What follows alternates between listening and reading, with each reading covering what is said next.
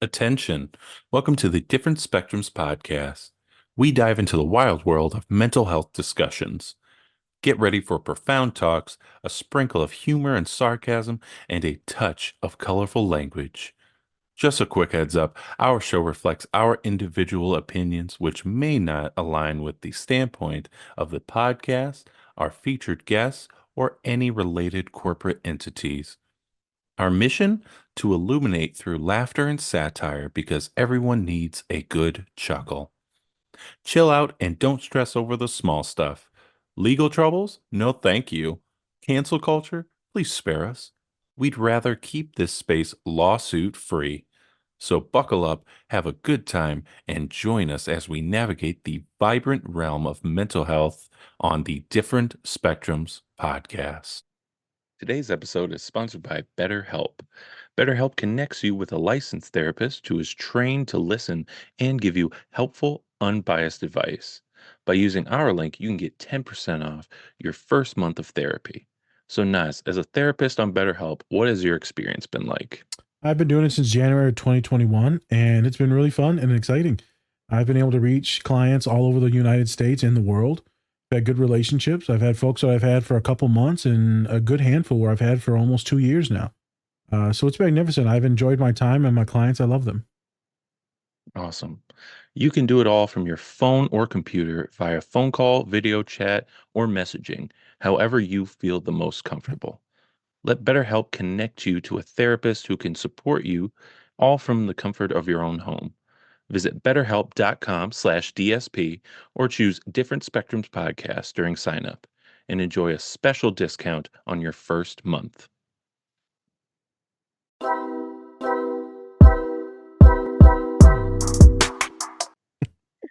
Hey everybody, we back again. Hey, we're back. We're live.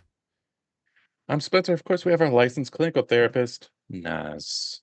Dr. Nas. Doctor just took some chill pills, Nas. Remember, don't take us too seriously. Or do. Also, don't forget to rub those likes for us. We really appreciate it. Jesus. Or do. It's up to you. Blah, blah, blah. Anyways, we have a special guest for today. She is a certified clinical trauma counselor from Maryland. Her specialties are in anxiety, depression, trauma, PTSD, and also neurodivergent therapy. She is also an avid collector of chickens. Please welcome Laura Massa to the show. Gotta have the chicken. Chicken. Yeah. Chicken. Thanks for having me, guys. Thank you. Of course. Yeah. Of course. Yeah. Fried chicken. Today today we're doing the show The Last of Us. Hit TV show, Pedro Pascal, and season 2 is around the corner, I think. Yeah. I think it's around the corner. I think so. Can't remember. No idea. We'll find out. But some things that we're going to be talking about today is about getting old. What does that mean? How does that translate into our everyday lives? Self-doubt. Also a little sprinkle of PTSD. And of course, our favorite, autism. So with that, Naz, anything before we get into the show?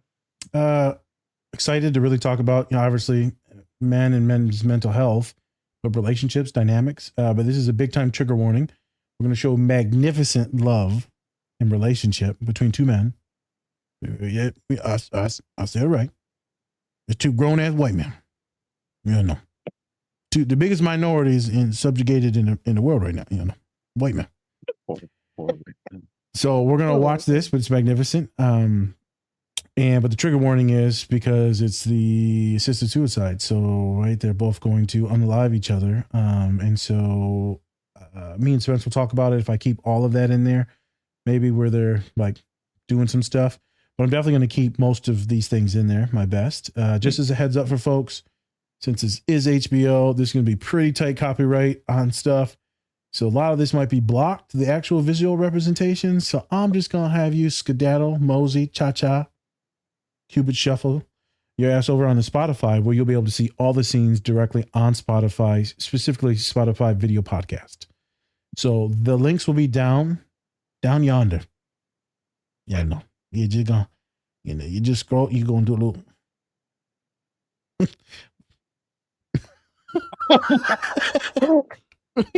Man, that man diapers. Yeah, it is. So please, if you don't see it on YouTube, the scenes you want to see the visual representation, just mosey on over to Spotify. Again, trigger warning for the second half of the show, where we're going to talk about love, sadness, death, and specifically two gay couples, or one gay couple, not two gay men. So let's get into this pod. Lauren's already made me cry twice. Do what I do best. As most white women do. Make a man cry. Make a man cry. I want to make some more jokes. I'm going to leave it at that. Yep. Yeah. Destroying the black and brown people in America. That's what you've been doing. Jesus. Never. She's brown. She is brown. I am the brown. I am the brown. I know. We got thrown off. Yeah, we got thrown off by your name. I felt the slavery in your name. I'm not gonna lie to you. It was bad. I felt it. I was like, The pain. Imagine My how heart. I feel. Oh, right. that's true. You gotta Colonizing say it every it. day. Yeah, every day. Every day. I'm Massa. Yeah. You're like, Oh my God. You just see the visual like, ugh, what this okay. white lady just say? Yeah, what this white lady? What this Miss Judy? Miss What is Judy. she saying? So let's get into a lot of fun, but then also a lot of tragedy. And this is a really good emotional scenes and clips. So let's do it. Whoop whoop. Whoop whoop. Whoop, whoop. Hey, Hey, Shawty. hope y'all been listening. Hey. Like, Did her subscribe. homework. She did.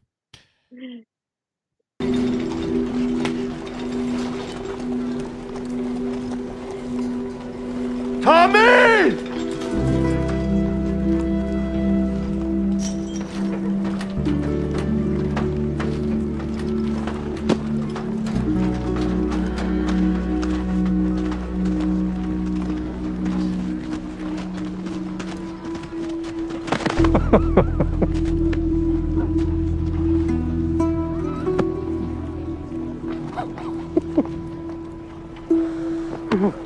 What the fuck you doing here? I came here to save you.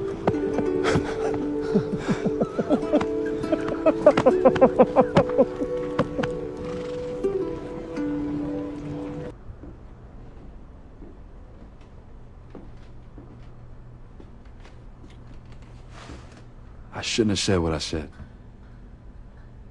I don't even believe it. I know you're happy for me, it's complicated for you. I'm sorry. So you gonna let me off the hook or what? This ride to the university, is it a suicide mission? No. It's dangerous, but it's nothing you can't handle. Just prepare and do what you do. You've had people go that way and come back. All of them. What is this? She's immune. What? Ellie. She got infected, but she didn't get sick. Tommy. I saw her get bit myself. That was months ago. Months. She's immune.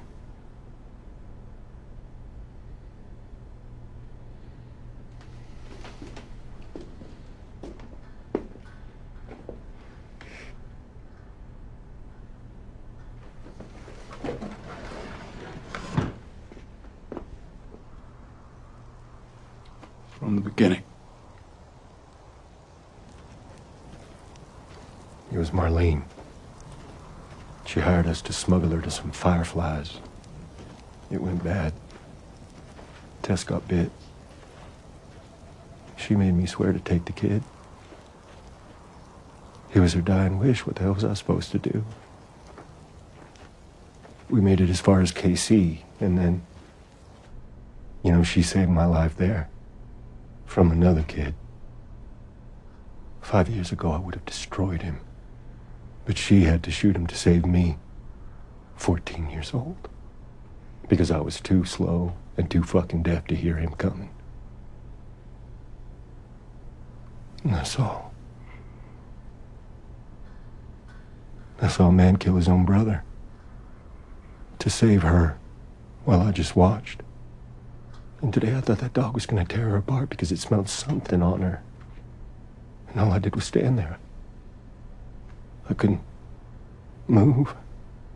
I couldn't think of anything to say. I was so afraid. You think I can still handle things, but I'm not who I was. I'm weak. Lately, there are these moments where the fear comes up out of nowhere, and my heart feels like it stopped.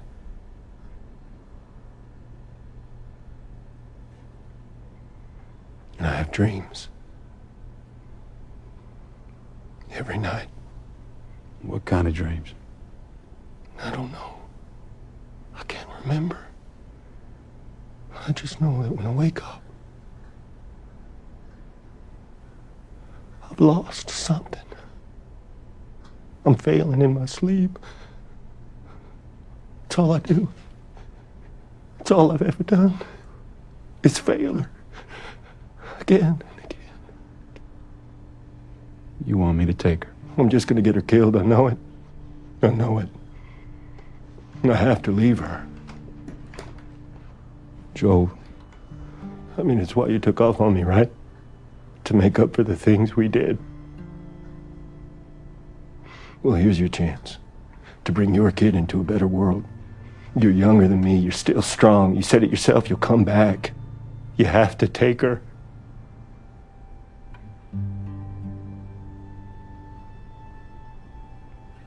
And you can't tell anyone. Not even Maria. Tommy, you're the only one I trust. If anyone else sees those bites on her, what's under her skin, they'll shoot her. It's the last thing I'll ever ask of you. I swear.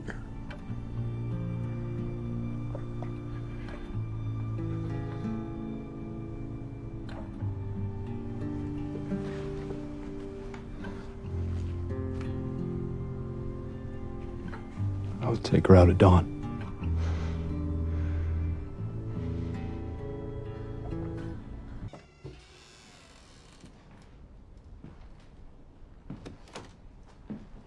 Is this really all they had to worry about?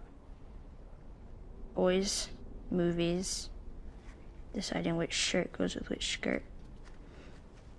It's bizarre. Listen, Why are you here?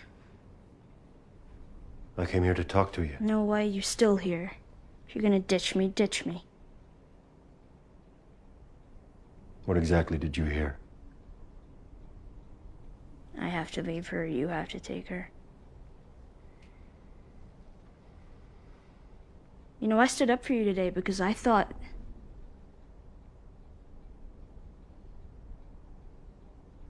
I made this decision for your own good. You'll be way better off with Tommy. He knows the area better than I do. Do you give a shit about me or not? Of course I do. Then what are you so afraid of?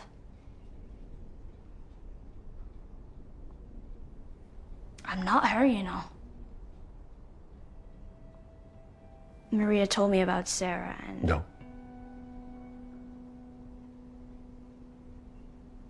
Don't say another word. I'm sorry about your daughter, Joel. But I've lost people too.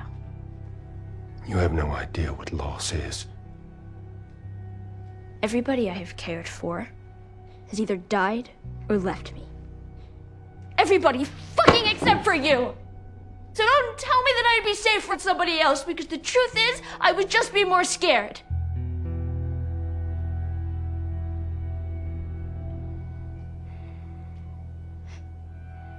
You're right. You're not my daughter. And I sure as hell ain't your dad. Now come dawn, we're going our separate ways.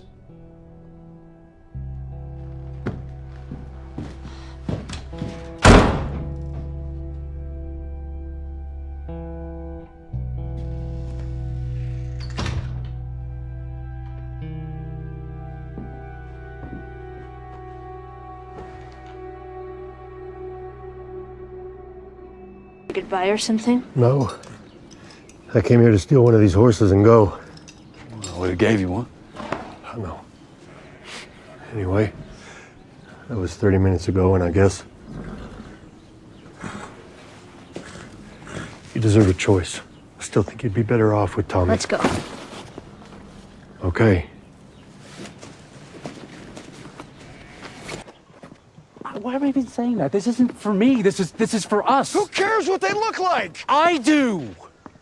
Our home isn't just our house, it's everything around us. Give me a fucking break. Oh, I'm sorry. I forgot. I live in this world. You live in a psycho bunker where 9/11 was an inside job and the government are all Nazis. The government are all Nazis! Well, yeah, now, but not then.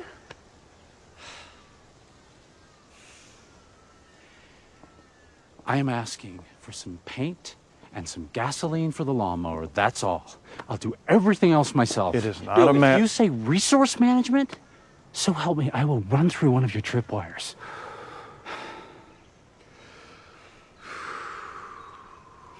Okay. Just tell me why. I did.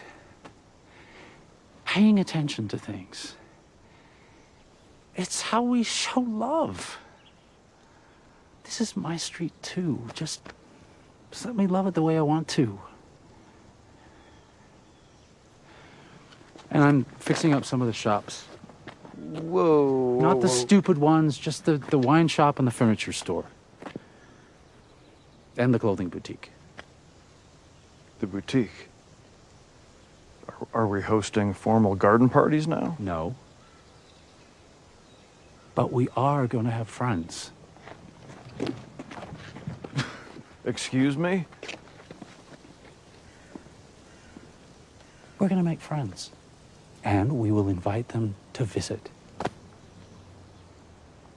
We don't have friends, Frank. We will never have friends because there are no friends to be had. I've actually been talking to a nice woman on the radio. You what? Well, this really is just, it's amazing. Right? Can you not, please?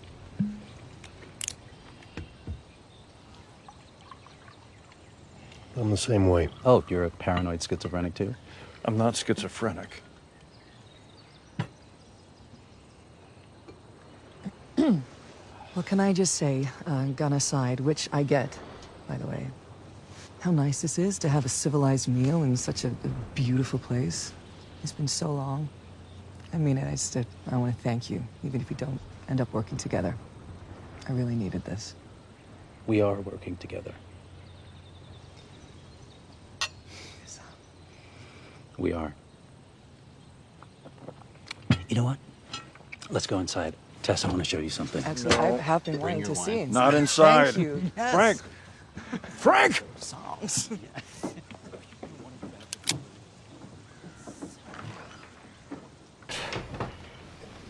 You gotta be kidding me. I don't want you falling asleep in the chair. I won't. You will, and then your feet get blue. Bill. I'm not fighting about it. Back in bed. I promise you I'm going to stay up. Why? Because this is my last day.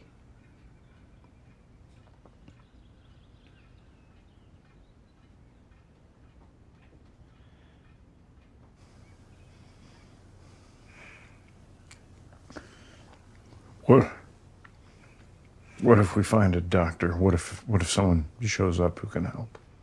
Who's coming, Bill? The door-to-door MRI salesman? There wasn't anything to cure this before the world fell apart. I've made up my mind.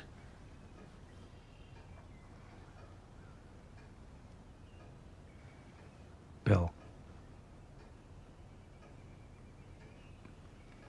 Bill.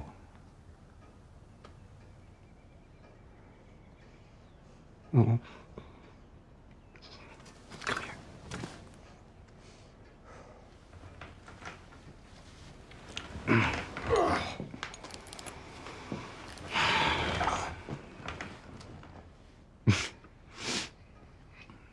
I'm not going to give you the every day was a wonderful gift from God speech. I've had a lot of bad days. I've had bad days with you, too. But I've had more good days with you than with anyone else. Just give me one more good day. Starting now, make me some toast. Then take me to the boutique where I'll pick outfits for us. You'll wear what I ask. We'll get married. And you cook a delicious dinner. Then you will crush all of these up, put them in my wine. I will drink it. Then you will take me by my hand, bring me to our bed, and I will fall asleep in your arms.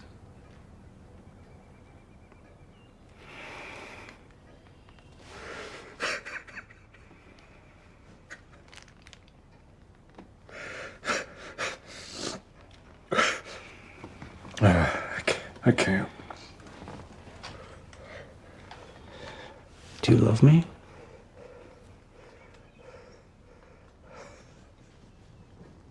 Yes.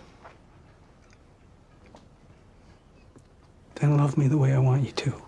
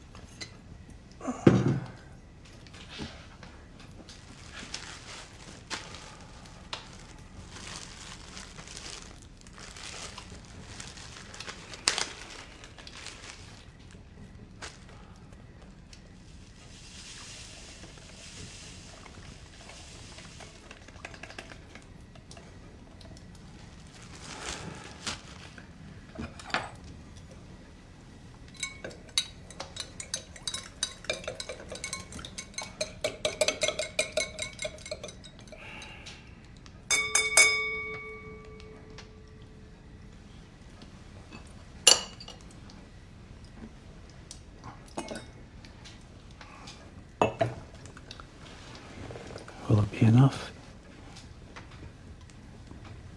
Yeah.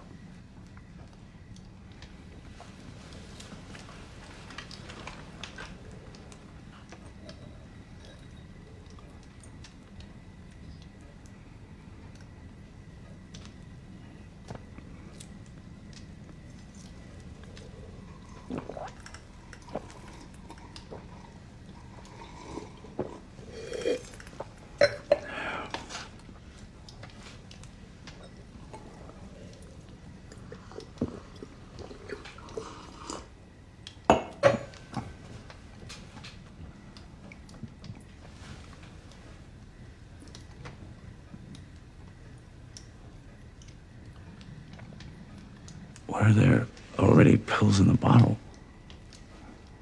Enough to kill a horse. This isn't the tragic suicide at the end of the play. I'm old. I'm satisfied. And you were my purpose.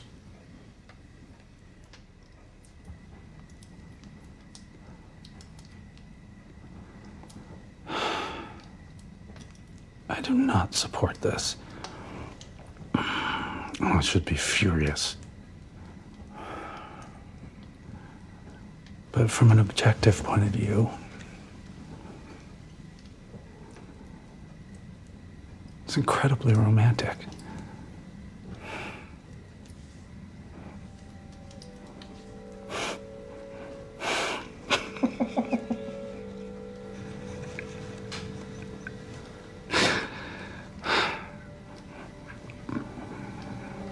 Take me to bed.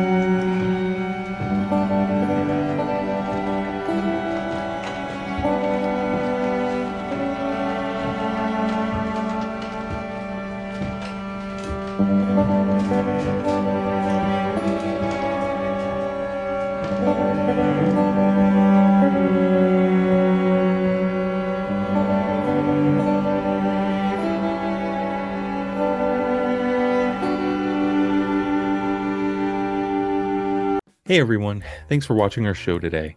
We just wanted to take some time to give a special shout out to our collaborator, Cat and Raven Design.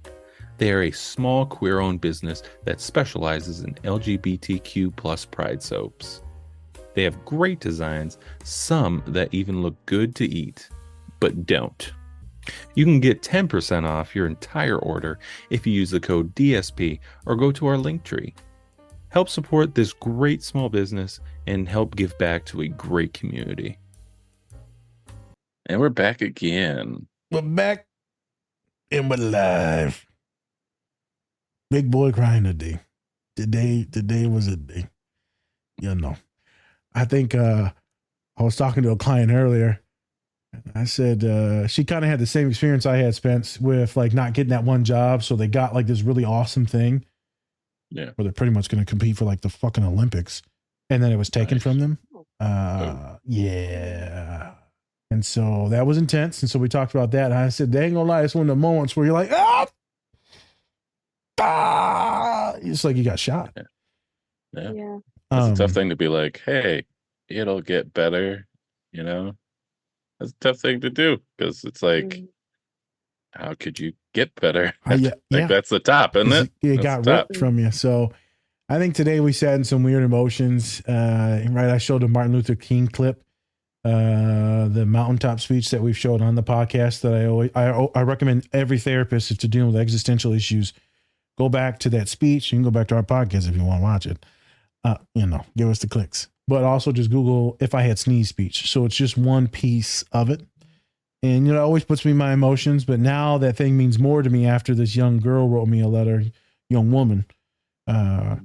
and saying how much I meant to her as her therapist and how she wants me to make sure I have an impact on other little brown girls in the world. So today was a pretty emotional day. Then these scenes pretty much kicked my ass. But I'm excited. I'm gonna kick the dispense. Let's do our thing. Woo! So, Lauren, welcome to the Yeah. show. Happy to be here with you guys. Ready to get grilled. Yeah, well, hey, it's a light grilling, just a little sizzle. Um, calm down, Nuts. Calm down. I see it. I see it. There it is. So can you give us a little bit of your journey to being, just a clinical trauma counselor? How did that happen? Like, what was your journey like? Well, so when I decided to become a therapist, like most therapists, I was like, let me see if I can figure out my own crazy family. Facts. So landed in trauma, but my focus was really on working with veterans. I come from a military family. Sure. My kid's dad is a vet, so just kind of like makes a little bit of sense to go that route. So lots of PTSD stuff, all through, college and post grad, working with veterans. And I realized I really, really enjoyed working more with the homeless population that I was working with at the time. Okay. And there's just so much trauma there. It's a very marginalized population. And it just really spun me in the trauma route, like even more so, not just, the direction I thought I was going to go as far as PTSD from, war. This is a very different sort of trauma. So that's how I ended up here with all the trauma for me and for my clients. Yeah, I was gonna say. We're all just traumatized. It's fun. Yeah. Pour some trauma on me. So My favorite bad. song.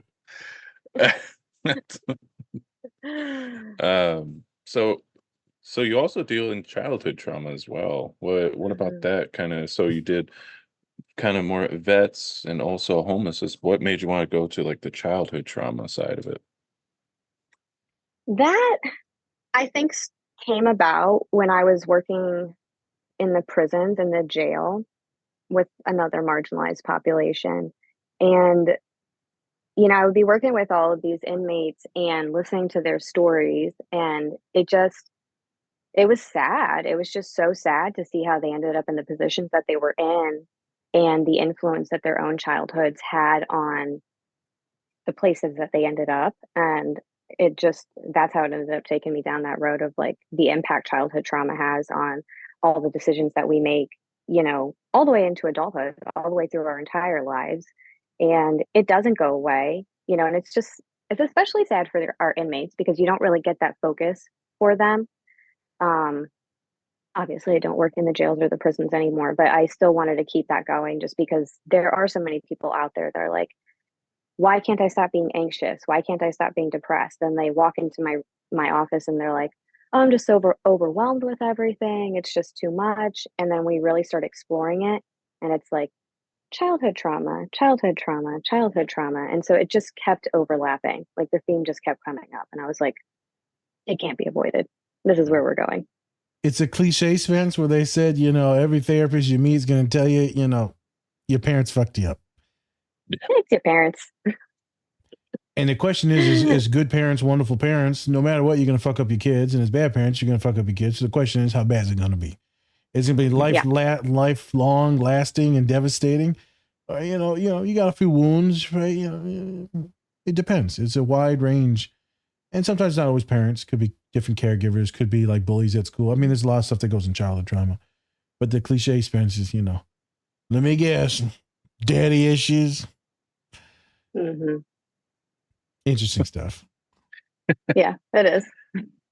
So is there any difference between your therapy when you were kind of talking towards your inmates and what you're doing now in your private practice? Good question. Oh, yeah.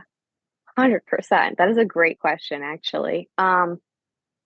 So inmates are an interesting bunch to work with because a good portion of them have never had anybody that genuinely like cares about them and isn't trying to just get something from them. And so there's a lot of manipulation on their end because that's just how they've been raised. This is like the environment that they've been in is I need to make sure that I can survive, and this is how I can survive.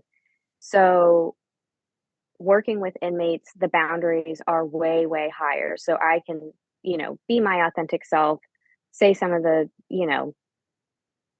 off the wall shit that I say, but at the same time, keep in mind that the boundary has to be there that, like, one, I'm a female and I'm working with majority male inmates that they don't ever get to be around females. And so there's definitely big boundaries that have to be put into place there.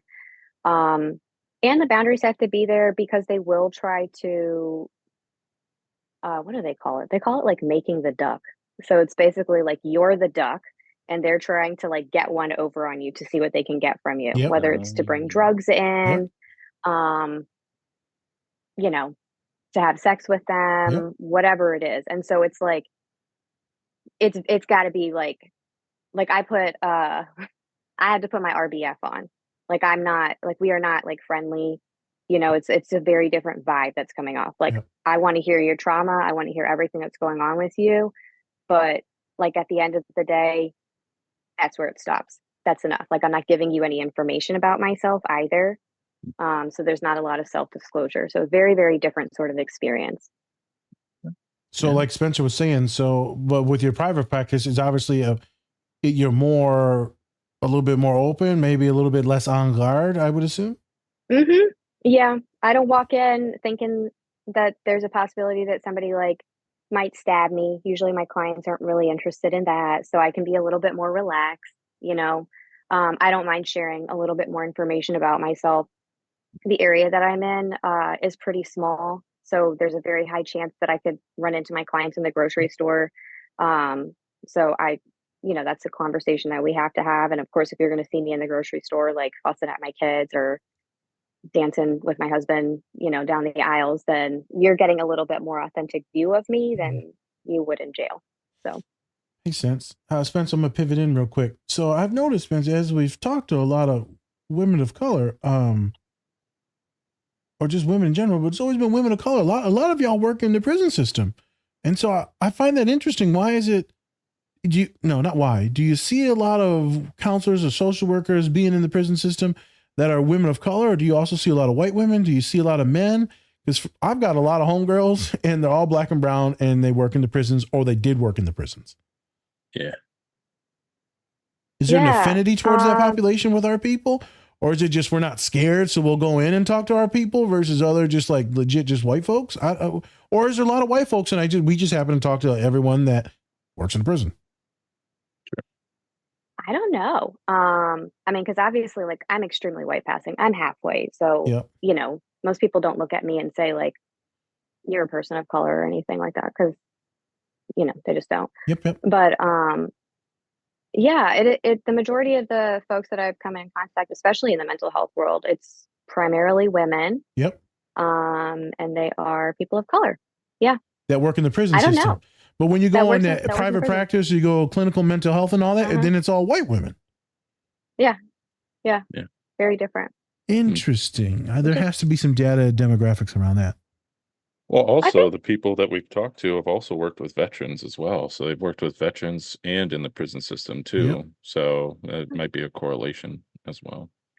Maybe there's a stigma about working with vets. Maybe they're scared. So if you got enough moxie and gumption to go work in the prisons, then you don't really, you ain't scared of no vets. I don't know. Mm-hmm. I don't know.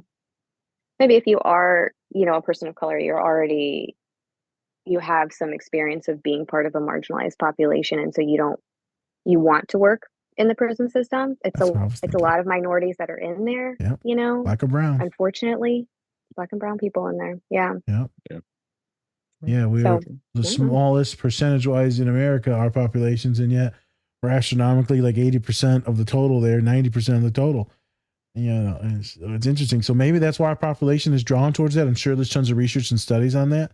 On why maybe the mental health practitioners going in there are of color. I've just noticed it through everyone who's been a guest and many of my friends. And some of the stories I hear are kind of weird, man. Like some of them are like high security stuff, like these kind of prison/psych ward stuff. And she's like, oh yeah, one dude just stabbed a dude from like stomach to navel. I'm like, or from like chest to navel. I'm like, oh, that's nice. Yeah. Yeah. So My private practice clients will be like, I don't know if, this might like be a little surprising to you. And I'm like, it's not. Like, it's not going to be surprising to me. Whatever you have. And I work with a lot of people from the kink community too. And they're like, I don't know if you're going to be okay to hear this. And I'm like, I'm fine. I promise I'll be okay. it's fine. That's okay. I know the guys that'll probably murder you, so it's fine. You know. Yeah, it's all good. It's all good. I'll pass it back to you, Spence. Yeah. So I want to get like, all right. So we have on your thing here that you're a chicken owner, right? That was. It's true. It was a joke, but it's true. I don't know how that came up. Go ahead. I don't even. I don't know. I didn't even realize he knew I had chicken. I guess it's on my feed, so. He's a creep. But Bye. do you see having like all these, like having different animals or gardening and things like that? Do you use it as like a therapeutic technique for yourself, or is it just like a hobby that you picked up? Yeah. I actually, so when we first got chickens, my husband had chickens before, but not when I was with him. And I was like scared of chickens. And I was like, I don't want anything to do with them. They're like really creepy because they're like dinosaur looking. And I don't know how it ended up being that I was the one that was like doing a lot of the stuff with them once he got the coop set up and everything. And so then I just ended up really liking them. And it was like every single time I would have to go out there, it was like a lesson in getting myself calm to work with these like little tiny chickens because they were scary to me, which is so stupid, but whatever. They were scary. And so that, I mean, it ended up being very therapeutic to me. And in the middle of winter, it's a pain in the ass to go outside and take care of them. But also in the middle of winter, I don't go outside because it's cold, and it really fucks up my mental health to not be going outside, to not get any sunshine, to not be like moving my body. They require like the coop to be scooped out and this big ass water jug to be moved. And so, yeah, I mean, it's helpful in that sense. They make me smile. They make me laugh all the time. They're like so goofy. The gardening is just like, I love being connected to the earth. That's so like hippie sounding, but I really do like. Yes, that's me. I'm just out there like la, la, la, la, in my garden. It's some good The neighbors are like, what's she doing again? Neighbors are just like, what the got a little She's back tambourine at it again. Doing the chicken dance, like whatever. They're like, what's wrong with that lady? She just ain't right. The girl can't get right. Jingling, jingling. Jingling, jingling. So I'm sorry she was in the middle of that, but so it is very grounding, therapeutic, and also you are getting outside. So there's probably also some measurable data for sure about being in nature. We know that. There's also measurable data on pets and helping their owners live longer because you're going outside, you're taking care of something. There's that love, compassion, right? The partnership of it, but also the physical activity of it all. I think I asked you to send me whatever you wanted, and it could be fun or professional. And then you just sent me 4 pictures, and one was just you and a big ass chicken. Oh yeah.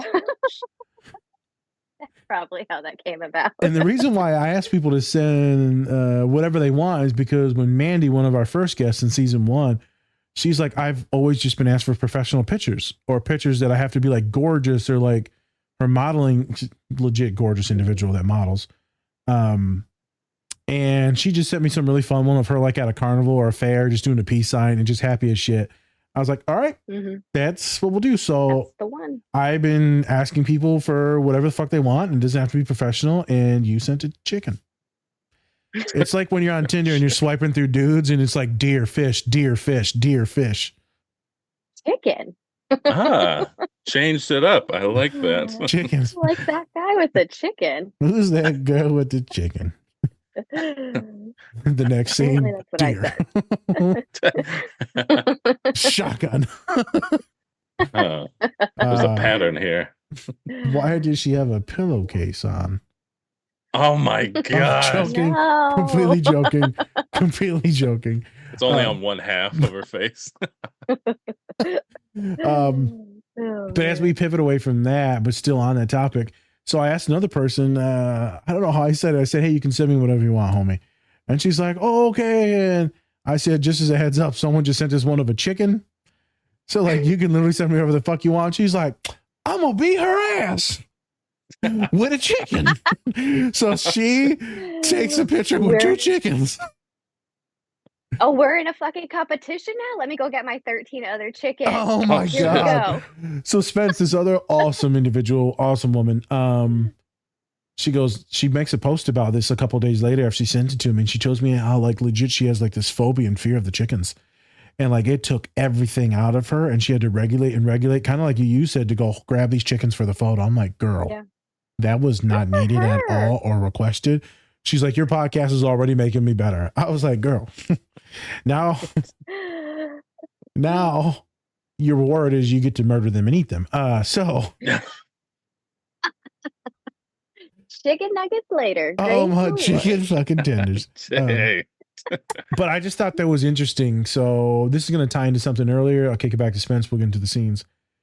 This young woman today, I said, maybe there's no meaning to life, because that's what we talked about in the Martin Luther King clip in the podcast. She's like, that's terrifying. And I just know for autistic folks, it's really terrifying because like we can be like, holy shit. But there's meaning in your life every day. Like you've impacted me. I've talked about you with other folks and little small things. I've impacted you, little small things. Your competition, folks, all the girls, the mentorships that you've done and building this fucking women's like thing organization. Like you understand who you are. And so I was tying it all in. And so Spence, we impacted someone just by having them come on the pod, of course. But then we did this chicken competition between two therapists. I'm like, just man pitting women against women, Spence. That's right. Yeah. Boy, did. No matter what it is, we're like, oh no, she was talking shit about your chicken. She was talking shit about those chickens. She's got the bigger chickens. The bigger. The bigger what? The bigger? The hell is that? What? Hong Kong. Oh she's got the bigger chicken. I thought you were going a whole other way. No, she's got the bigger breasts. I was like, no, she's got the bigger, what we call chickens. Oh my God. That's some thick ass chickens on there, girl. You're going to make some big chicken tenders with those. Losing at everything. Girl got some meat, you know. Oh my God.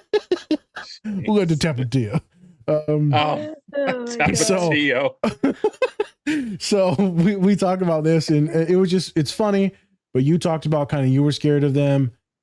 And I think that was kind of cool. The other therapists, and it's just weird how like we as humans tend to human and find each other.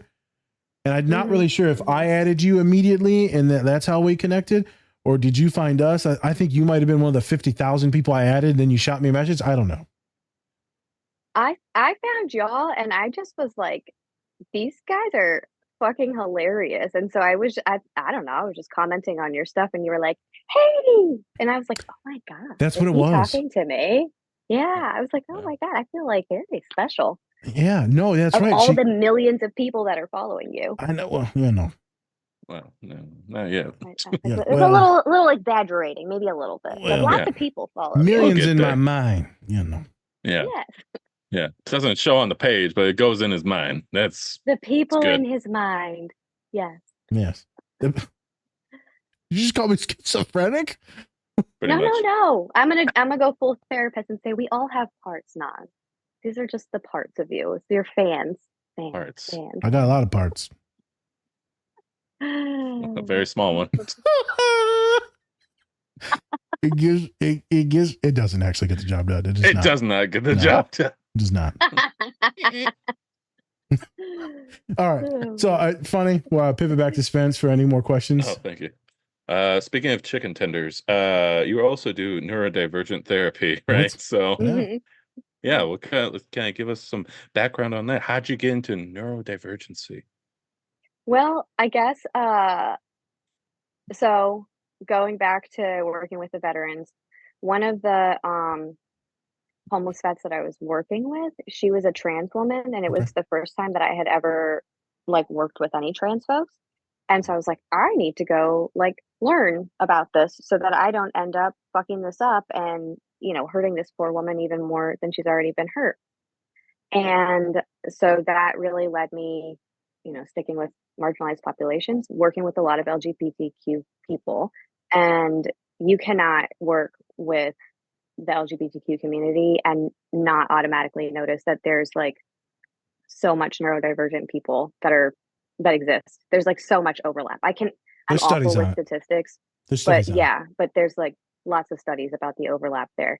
And so I did the same thing and I was like, I don't want to hurt my clients, so I need to go learn about this. So I actually just finished one of my friends, she wasn't my friend to start, but she's my friend now. She started a consultation group for therapists that wanted to learn more and just be better at working with neurodivergent people.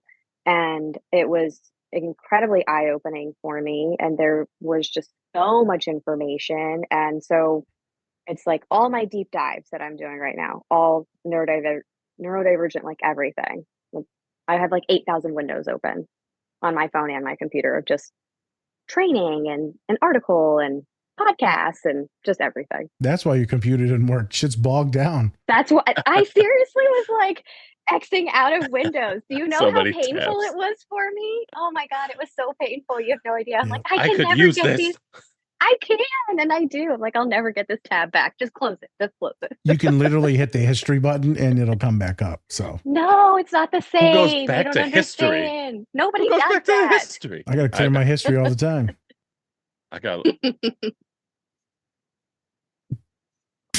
chickens. Uh, Chickens, all those chickens. certain video. Uh, I'm getting fired. I'm getting fired. I work for Yeah, myself you are. now. I'm getting fired. oh, Canceled. uh, this is more of a question. This is like personal question for me, Shoot. right? So, being someone who's biracial, right? Do you feel like you have to mask your other side? Like, and it could be either or, right? So it could be like, if you're hanging out with more white folks, you have to cover up more of that Mexican side. Or if, you're hanging around other people, then it's like, oh, I have to cover up this white side. Do you ever have to feel that at all? Or are you just always going to be yourself? No, I'm always going to be myself, but because I'm not fluent in Spanish, so Mm. when I'm around my Mexican family, uh, especially growing up, it was very like um, outsider feeling. Mhm. So it was like very apparent, like you and your siblings, like you guys are the little white kids that like don't speak any Spanish. So like I could talk to my younger cousins that all spoke English, but not my older aunts and uncles, not my grandparents. Yep. Um, so there was that experience. And then with any of my white friends, most of them are like, you're white until it's like, oh, well, actually, like I'm half Mexican. And then it's more so like, oh my God, you're so Mexican, blah, blah, blah, blah. And I'm like, I don't really feel like I am because so I've never really felt like there was enough, like my feet were just very much in the middle. So I am so much just me, but I've never felt like me was all the way Mexican or me was all the way white. So it's just a weird kind of feeling, actually. Was No, that I hard? feel that. Yeah. Was that hard to I mean, deal with? Yeah. Yeah, 100%. I went to school for like 2 years in Las Vegas, which is predominantly Mexican kids. And I also was younger than everybody when I was in middle school. Starting sixth grade, and so little. Like I'm 5'1", so I was like even tinier back then. And everybody was just huge, and everybody spoke Spanish, and it was just like hundreds and hundreds of kids, and you're just over there like, There's nobody to talk to. So yeah, it was a little of an uncomfortable feeling. A lot of an uncomfortable feeling. Just to clarify for all the guests, you know, that there might be white folks or, you know, black folks. So tall for Mexicans is like 5'6". So Ain't gonna get taller than that. they're not too many. They're not too many big ones. You know, Not a lot of NBA players that are Mexican. No, Just no. saying. Yeah. Yeah, that's a small joke. But that was a pun. Oh, it's a small joke. Suspense. I cut you off, but you were getting ready to validate some stuff.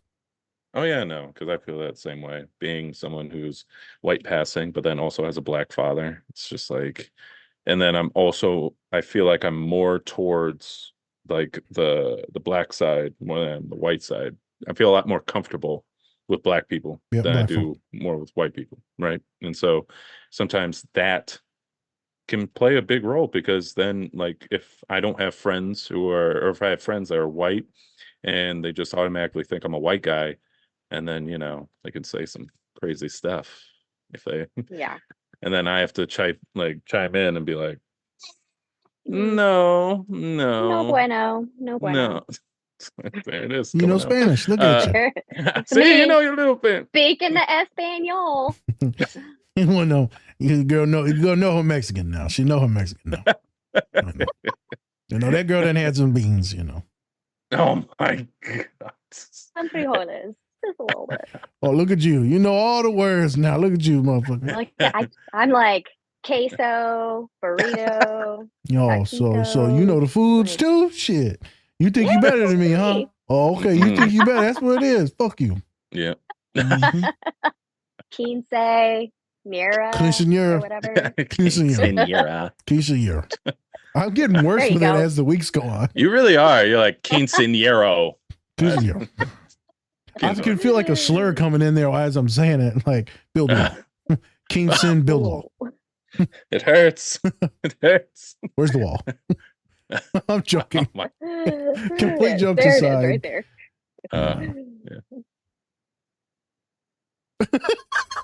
I just love that. That was weird. I know it was weird. A little awkward silence. Yeah, a little awkward racism.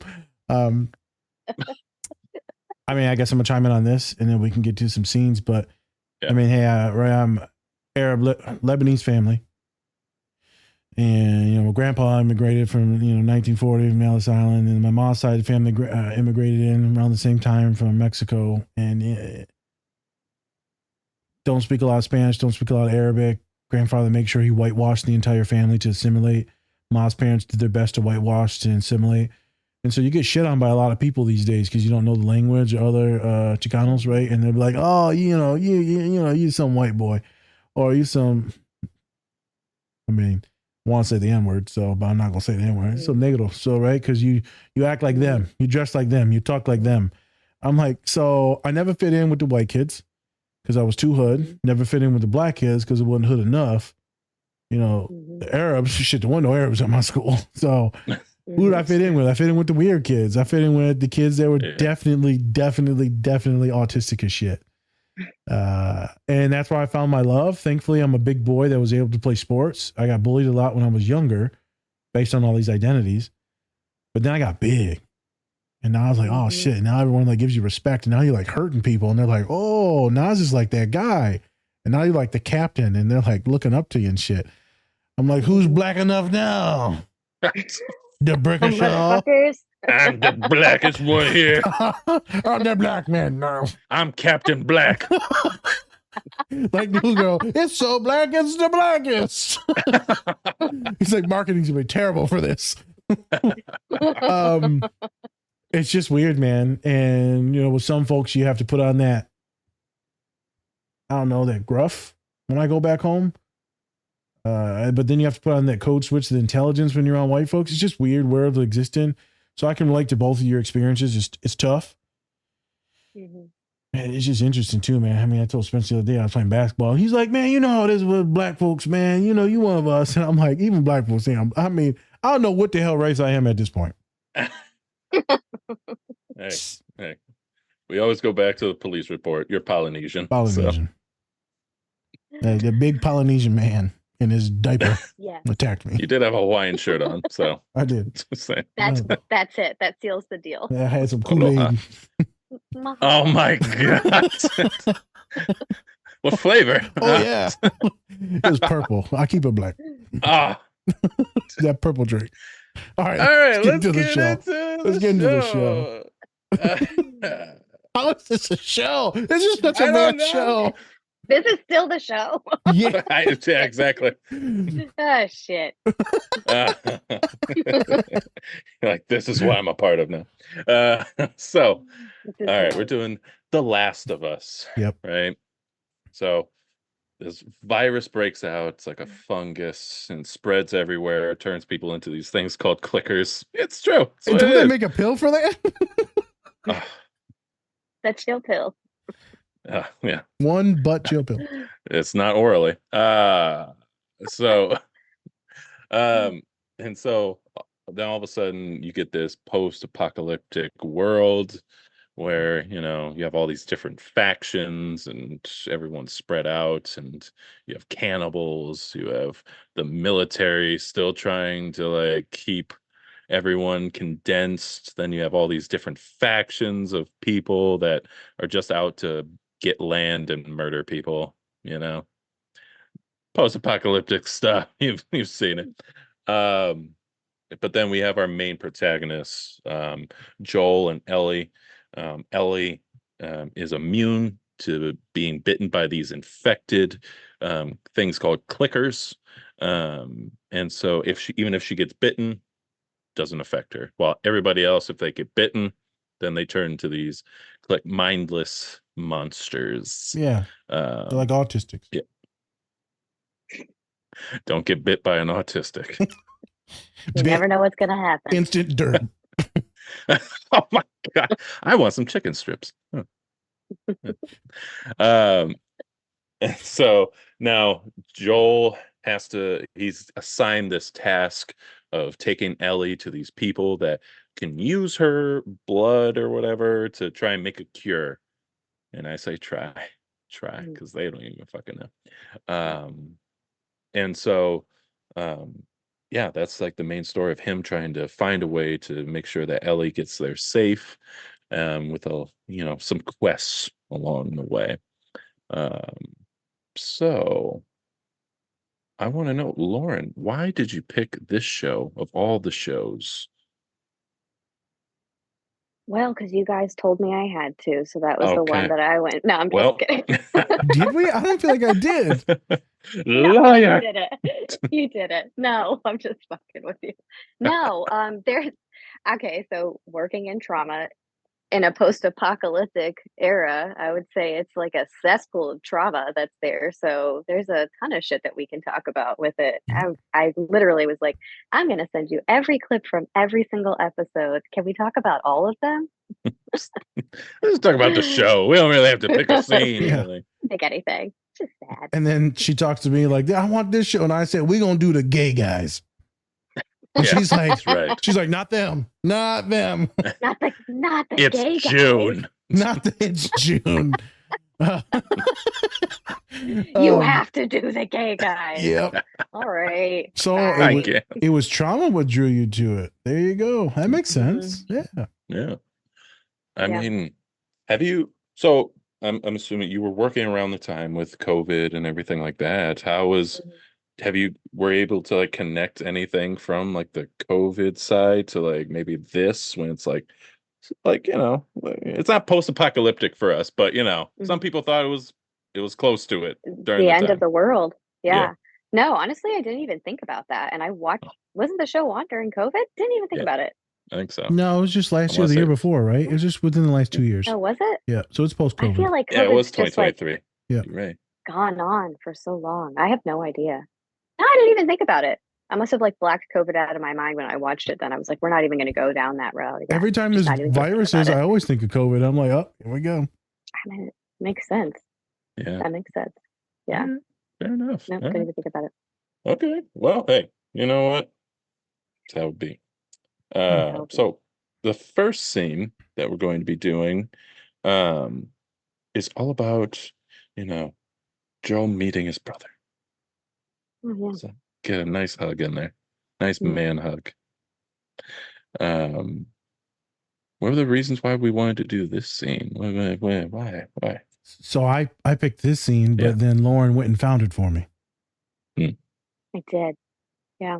Yeah. It was a good scene though. I don't know that I would have necessarily chosen it myself, but then when I watched it more from like that mental health lens versus just being a viewer watching it, uh for me it really touched on like the big brother, little brother stuff. You know, Joel's been like searching for Tommy this entire time, worried about him. And when you start the show off, it's Joel taking care of Tommy.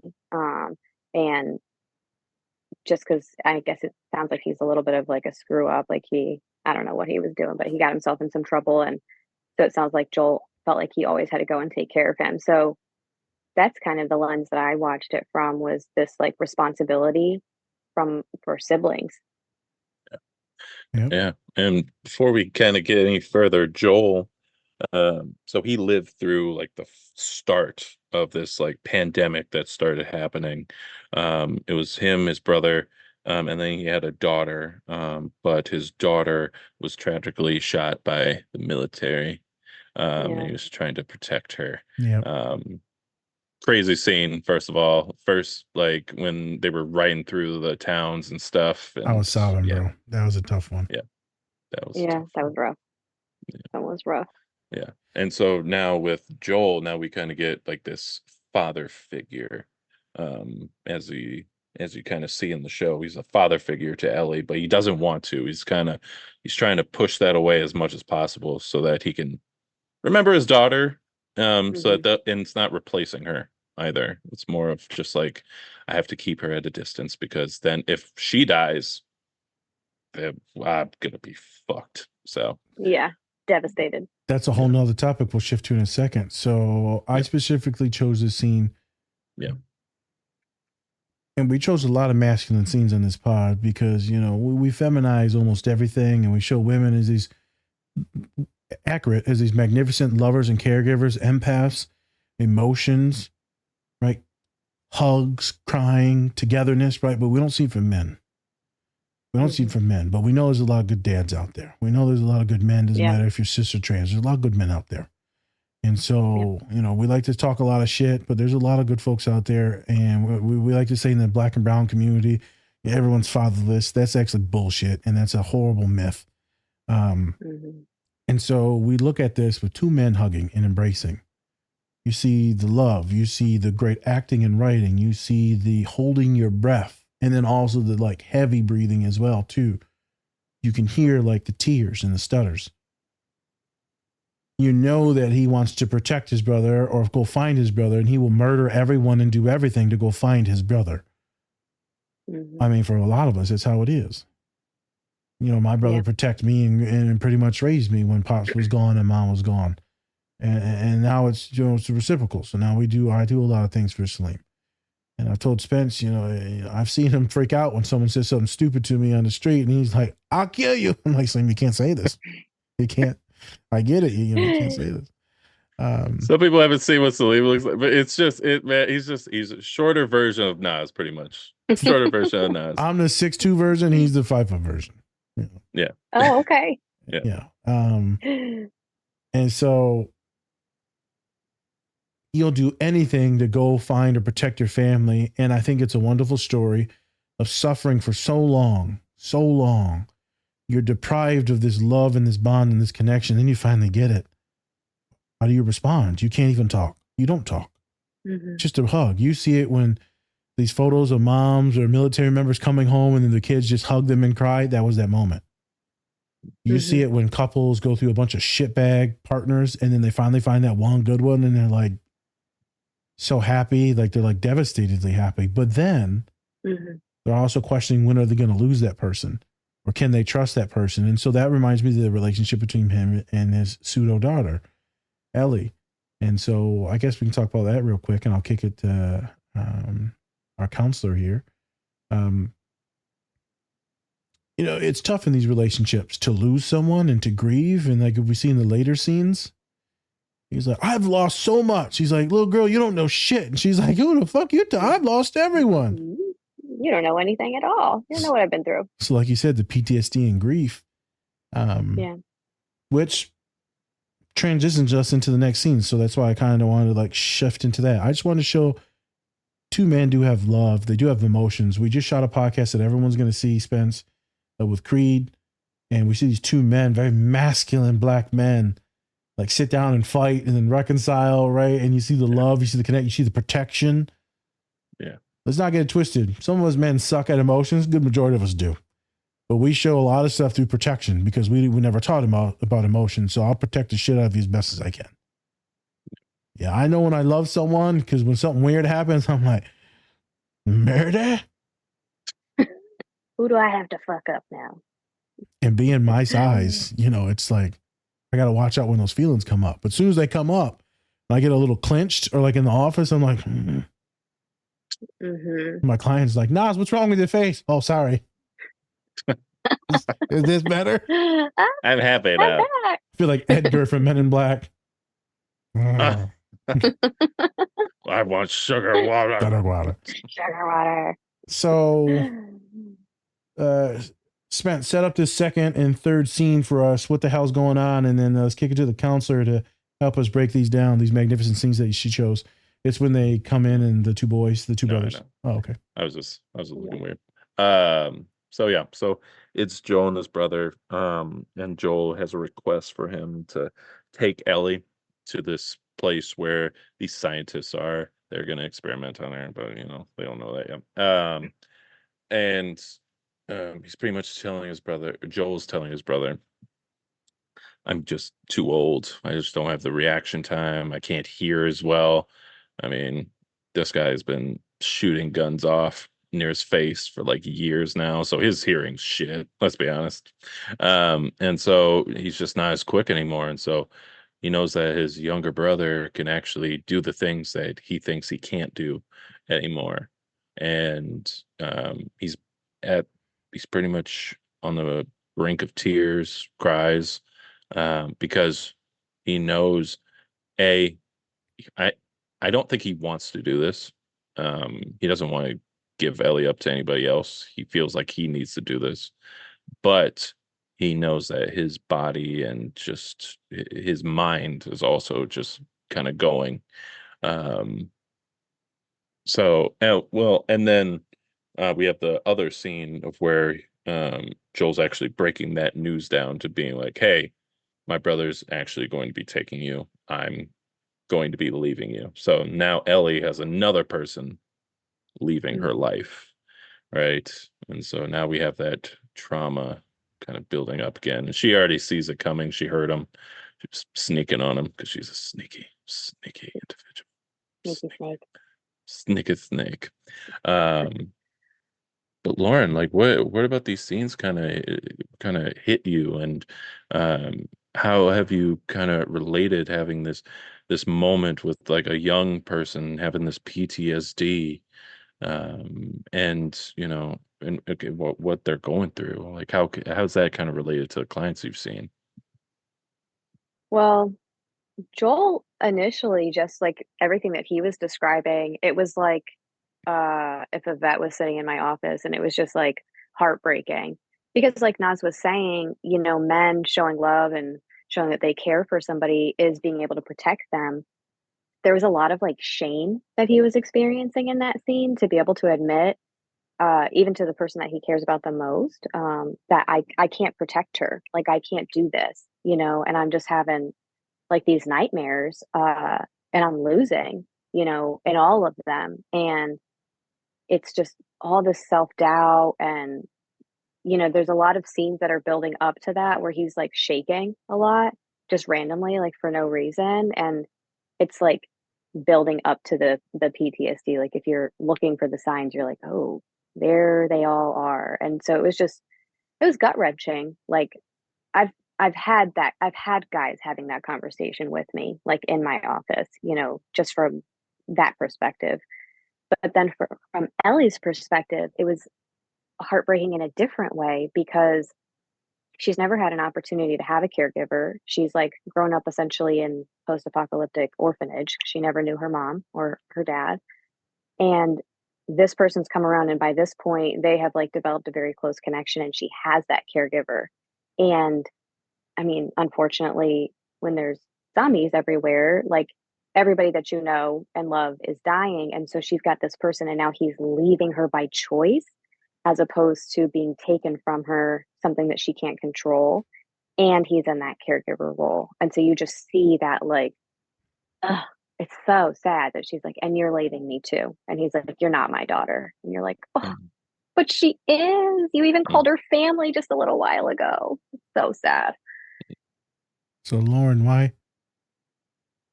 Well, what's the point of even trying to make any love and connection? What's the point of being human? What's the point of finding friends? If I'm just going to lose them, why should I keep going? Why should I keep doing this? Everyone I love leaves me.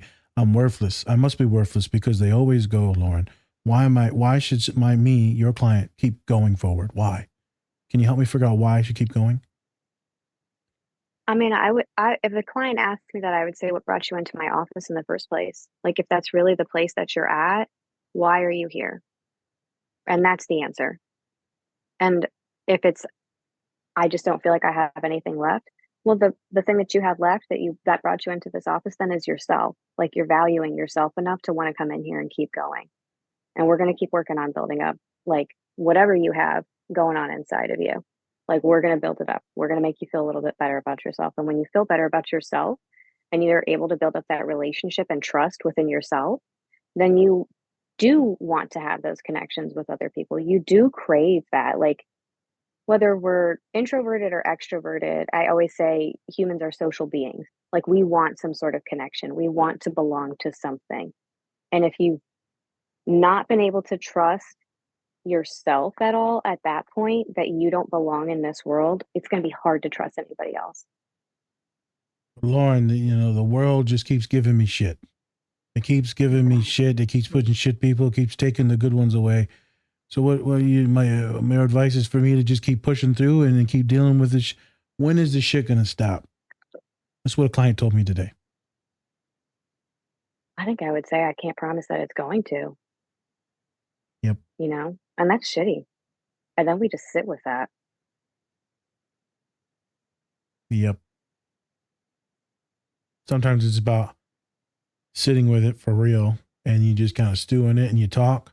Sometimes this is when we go self-disclosure with me, and right, because I give them a second, so I'll take a break, or I'll give them a reprieve and like Sarah something about shit, life, circumstances, and then we try to build them back up and how they've made it through it. We try to help them find new connections and good people. What brought you here to me? Because we're working on stuff. So if I'm a good person, there must be other good people. If you're sitting in front of me, you must be a good person. So there has to be the reciprocal or another copy of you. So it's really tough when they come in front of you, Spence, and they're like, what's the point? I might as well die. Because dying would be better than the shit that I have coming in front of me. So you mean to tell me when I graduate, it's just more shit? And I was like, this is why.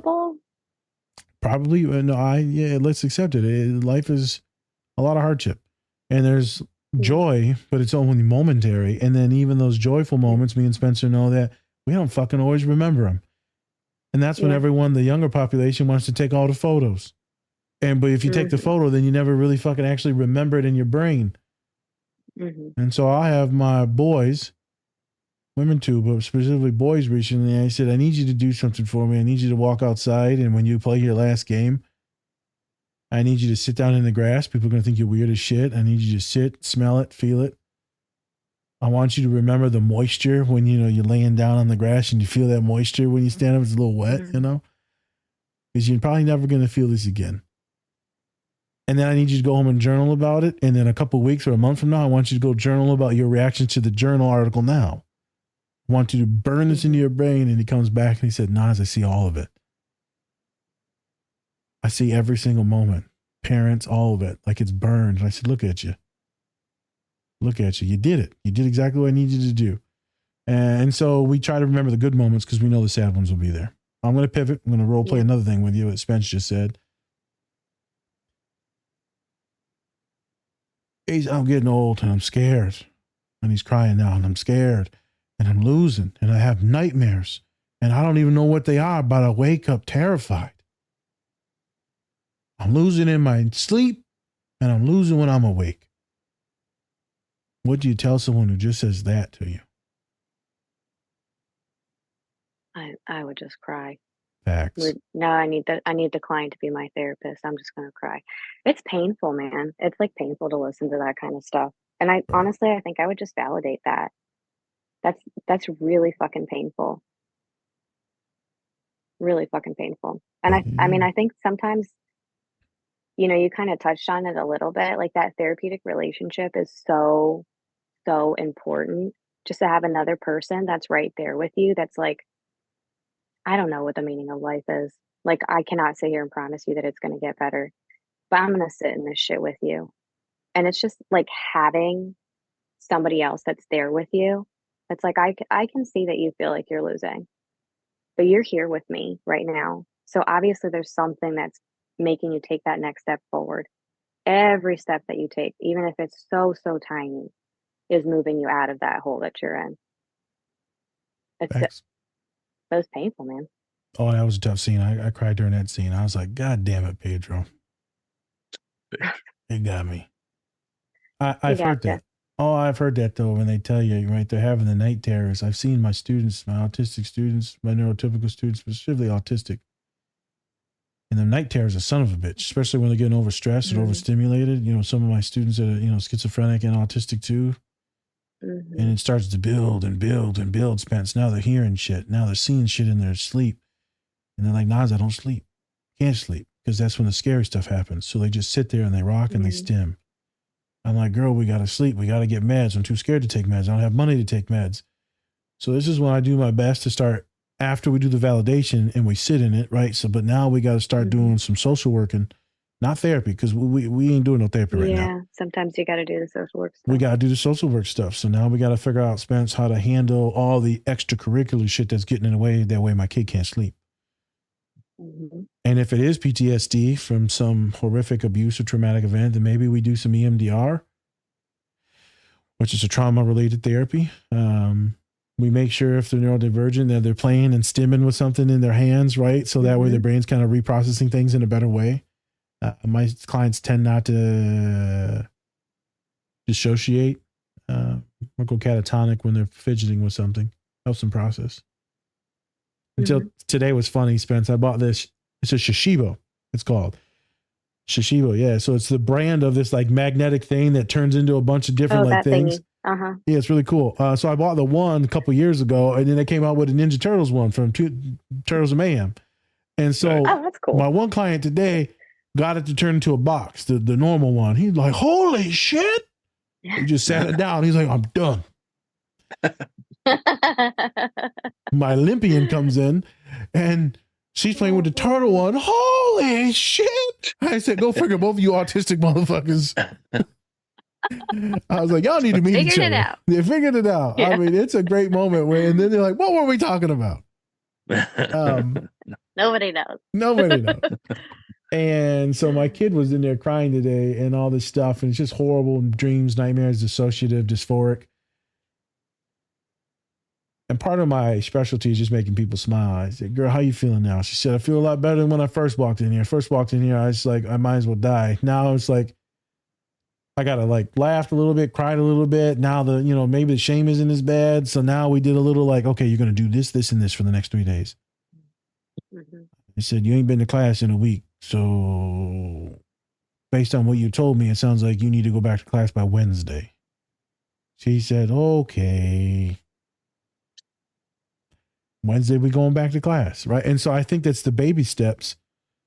Yeah. Sometimes it's not always therapy and knowing what to say. I don't think any counselor would know what to say to someone who says I'm losing. Yeah. Real quick, I have those same feelings too of losing. The nightmares happen, right? Then you get losses in life. Shit adds up. And then when it's just happening all the time, well, then now it's too much. And now suicidality is a real option. Yeah. As she said today, it's the only way I won't have to deal with all this shit is just not exist. She said, I don't want to die. I just don't want to exist. I said, facts. The other therapist would be like, oh man, you're going to kill yourself? Or we're going to take you to the hospital now. It's crazy. And I'm like, no, you're not crazy, kid. There's a difference between those two things you said. Oh, yeah. Great scene. I think It's a great scene. I really love like the perspective that internal family systems takes with Go ahead. like the suicidality and that, you know, all of our emotions, they have some sort of function. They came or, you know, any of the things that we're feeling, they come up as defense mechanisms to try to help even suicidality. And once I heard that, Yeah. it really like helped to shift my perspective on it. I mean, I don't think I was ever one that was like, "Oh my god, you're going to kill yourself," like and just, you know, would panic, but now it's a very different approach that I take to it because I can see why it would have come up as a viable option. Not that I'm saying that I want you to do that, but I get it. Yeah, yeah. I don't want you to do it, but like you said, but logically, Yeah. right, I'm not condoning any of this that anyone's listening to. We're just talking about No. not No. shaming people for their brain going there. Yeah. Yeah.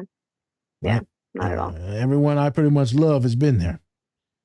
Thankfully, Yeah. no one has done it that I love because they're all still here. Because if some of them, couple of 2 or 3 of the motherfuckers do it, you know, the chance I ain't here. So Yeah. suicide's been all around me my whole life, and I never knew it.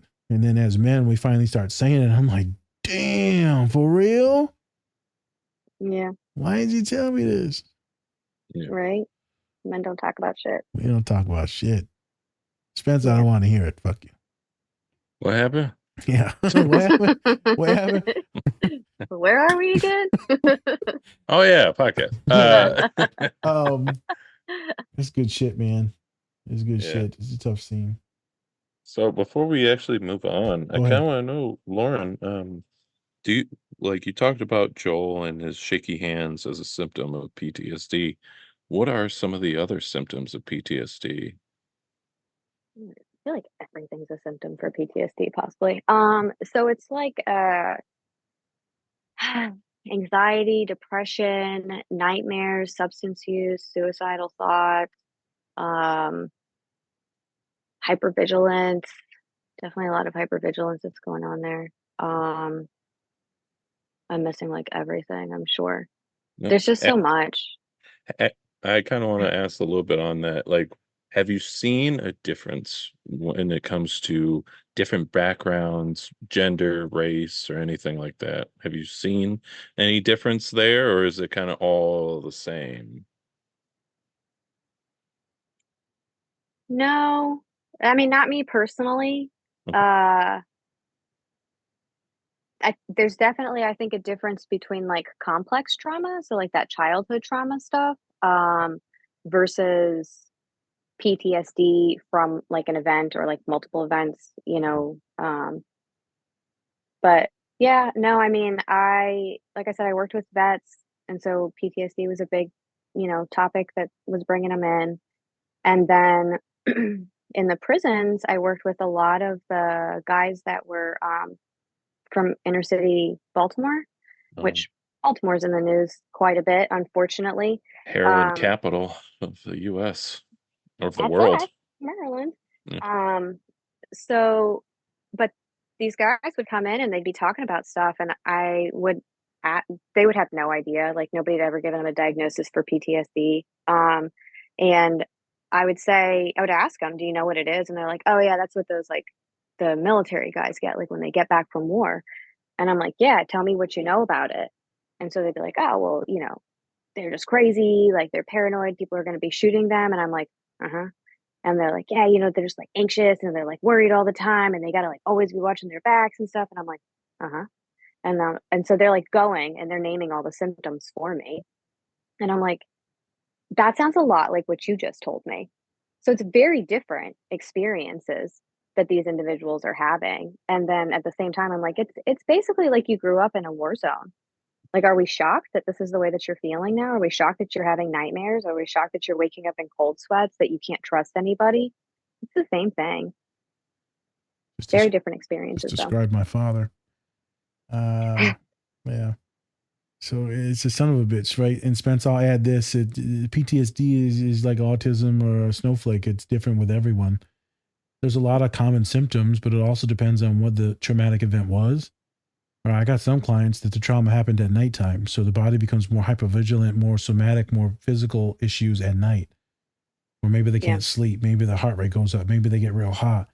You know, maybe certain noises in the house, right? You know, door opens. They're like, You know, Mhm. maybe it's outside. Maybe it was a car accident. Maybe it's driving. Maybe it was a sexual related thing. Maybe it was gunfire. You know, I remember being at the football game in high school and you hear gunshots and everyone drop. You know, that can be traumatic for folks. Mhm. People, white folks are going to want to say this isn't a thing, but with us and officers, it's terrifying. And I have multiple guns pulled out on me, and the shit's fucking terrifying because you're like, I mean, I joked with Spence saying I didn't know my tags were expired for a fucking year because I never got the letter and I just forgot about it. And people are like, it's fine. I'm like, it's not fine because if I get pulled over, I'm a big fucking boy. And then I have an Arab name too, right? Shit ain't that good for Mexicans and Arabs right now, man. Yeah. We got the most hated motherfuckers in the world right now. And so I can hear black folk get mad. Well, calm down, man. Let me add 2 seconds now. Everyone wants to be the most oppressed, and so it's just scary. So it depends. It depends. It depends what the trigger is, Spence. And it can manifest cognitively or more just physiologically. The man won't really pay attention to cognitive shit. And then you got folks like, our boy Colin, and he's like, man, I think I'm having a heart attack. I'm like, dog, it's a panic attack. How many times you gonna go to the fucking hospital and they tell you it's not a heart attack? Mm-hmm. He really Tony Soprano that, didn't he? He did. Yeah. I remember one time he's like, his stomach lining was just eating away. I'm like, bro, either take the fucking antacids or get on an anxiety medication. Yeah. Like, stop eating spicy foods.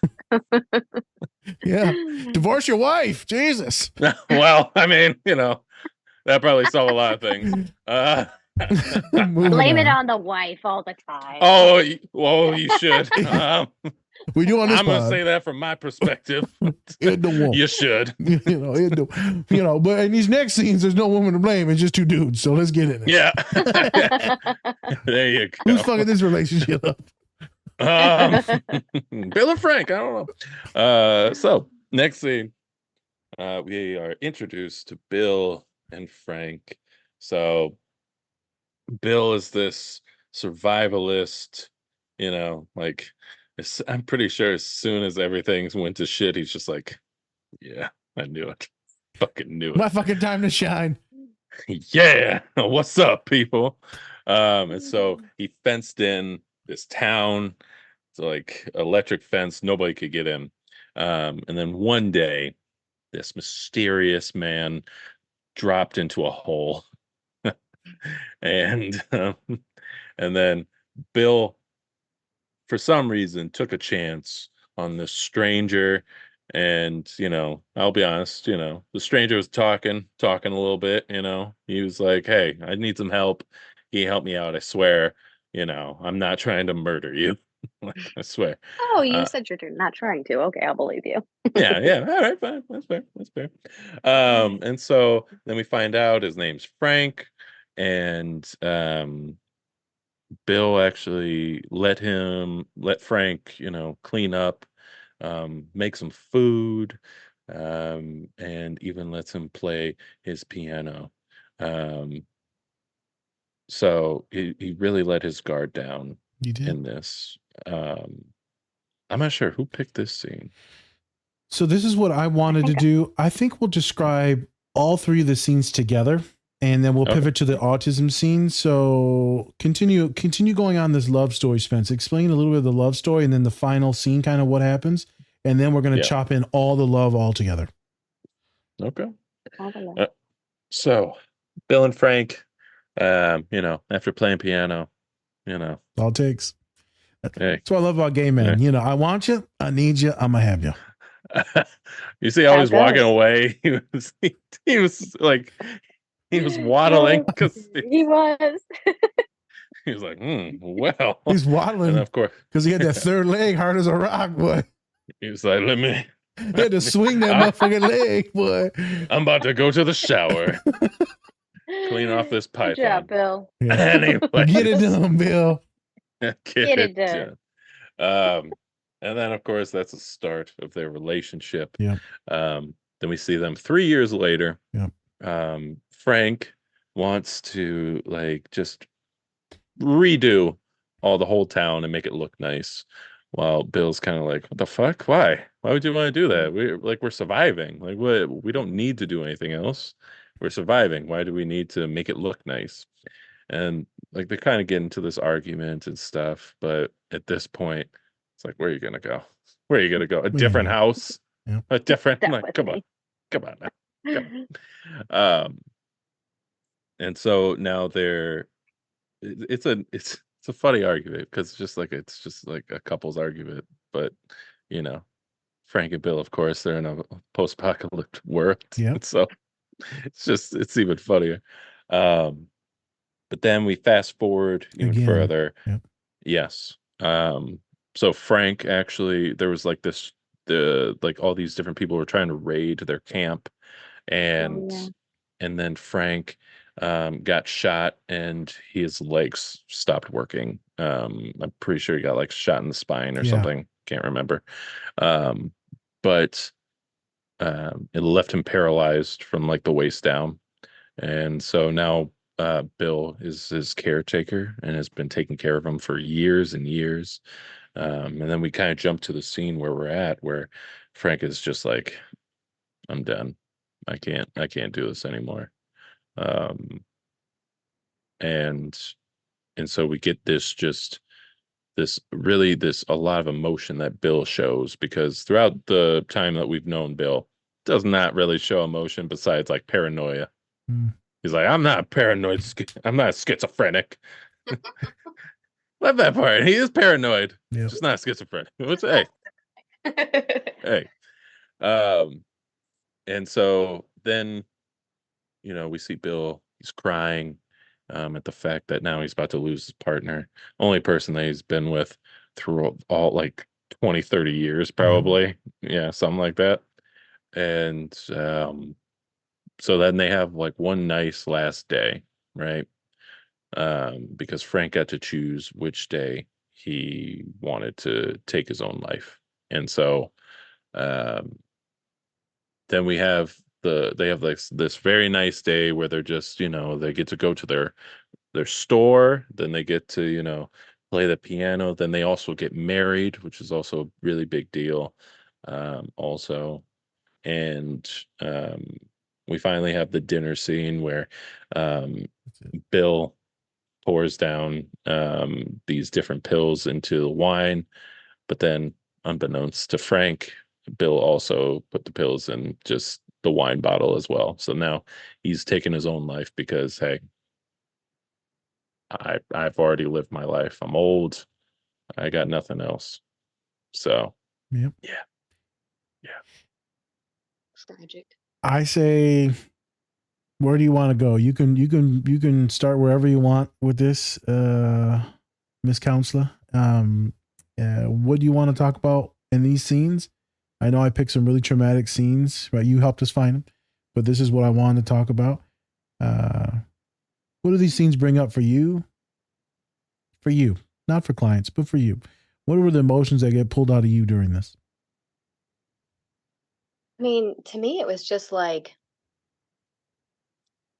you got such a sweet love story, all throughout that entire episode. It completely almost took you out of the, nightmare that everybody had been living in.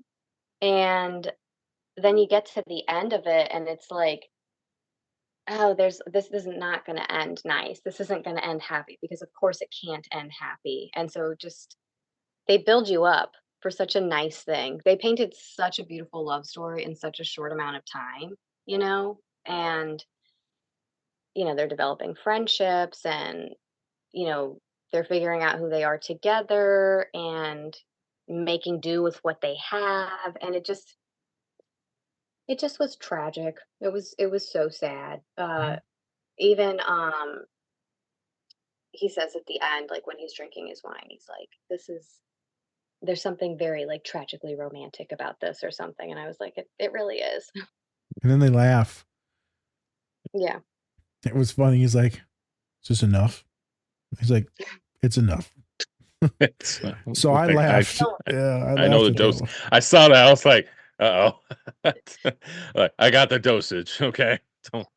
Yeah. was afraid he was gonna nod out at the table. I'm like, y'all are trying to make it back to the bedroom. Like, Yeah. a lot. Yeah. I thought it actually was a lot more poetic. The fact, like, we didn't have to see them pass. Yep. We just know that they just went to the room, and then so Joel and Ellie years later, they go back and they find a note from Bill, just being like, Joel, I actually really didn't like you at all. Mhm. So, and just being like, this door that we're in is locked from the inside. You can't get in it. Just take what you need and then just make sure to leave the fence. So Bill, of course, being Bill, is making sure that, their bodies are going to be untouched. And yeah, I thought they did a really great job that they didn't have to really show like them dying. Like we knew what was going to happen. And it just felt a lot more poetic, I guess. Yeah. Yeah. They had I don't think we did the scene of it, but like the very last part after Joel and Ellie come back and they like take the truck and like grab all the guns and everything like that. It's like them driving away, but they just like cut to the open window with like flowers and like just this very like pretty homey looking scene, and you're just like, this is even more sad. Like I don't even have to see you Right. guys, together or anything like that. It's just sad, it's beautiful, for these two people in so much chaos to have found each other, and built this entire life together, making do with what they had, which is not a lot during that time, but Yeah. yeah, it was nice. But when you find the right person, you don't need a lot. You just need them. Yeah. And people be Yeah. like, "Oh, that's cliche." No, that's the truth. When you find that Yeah. person, that's it.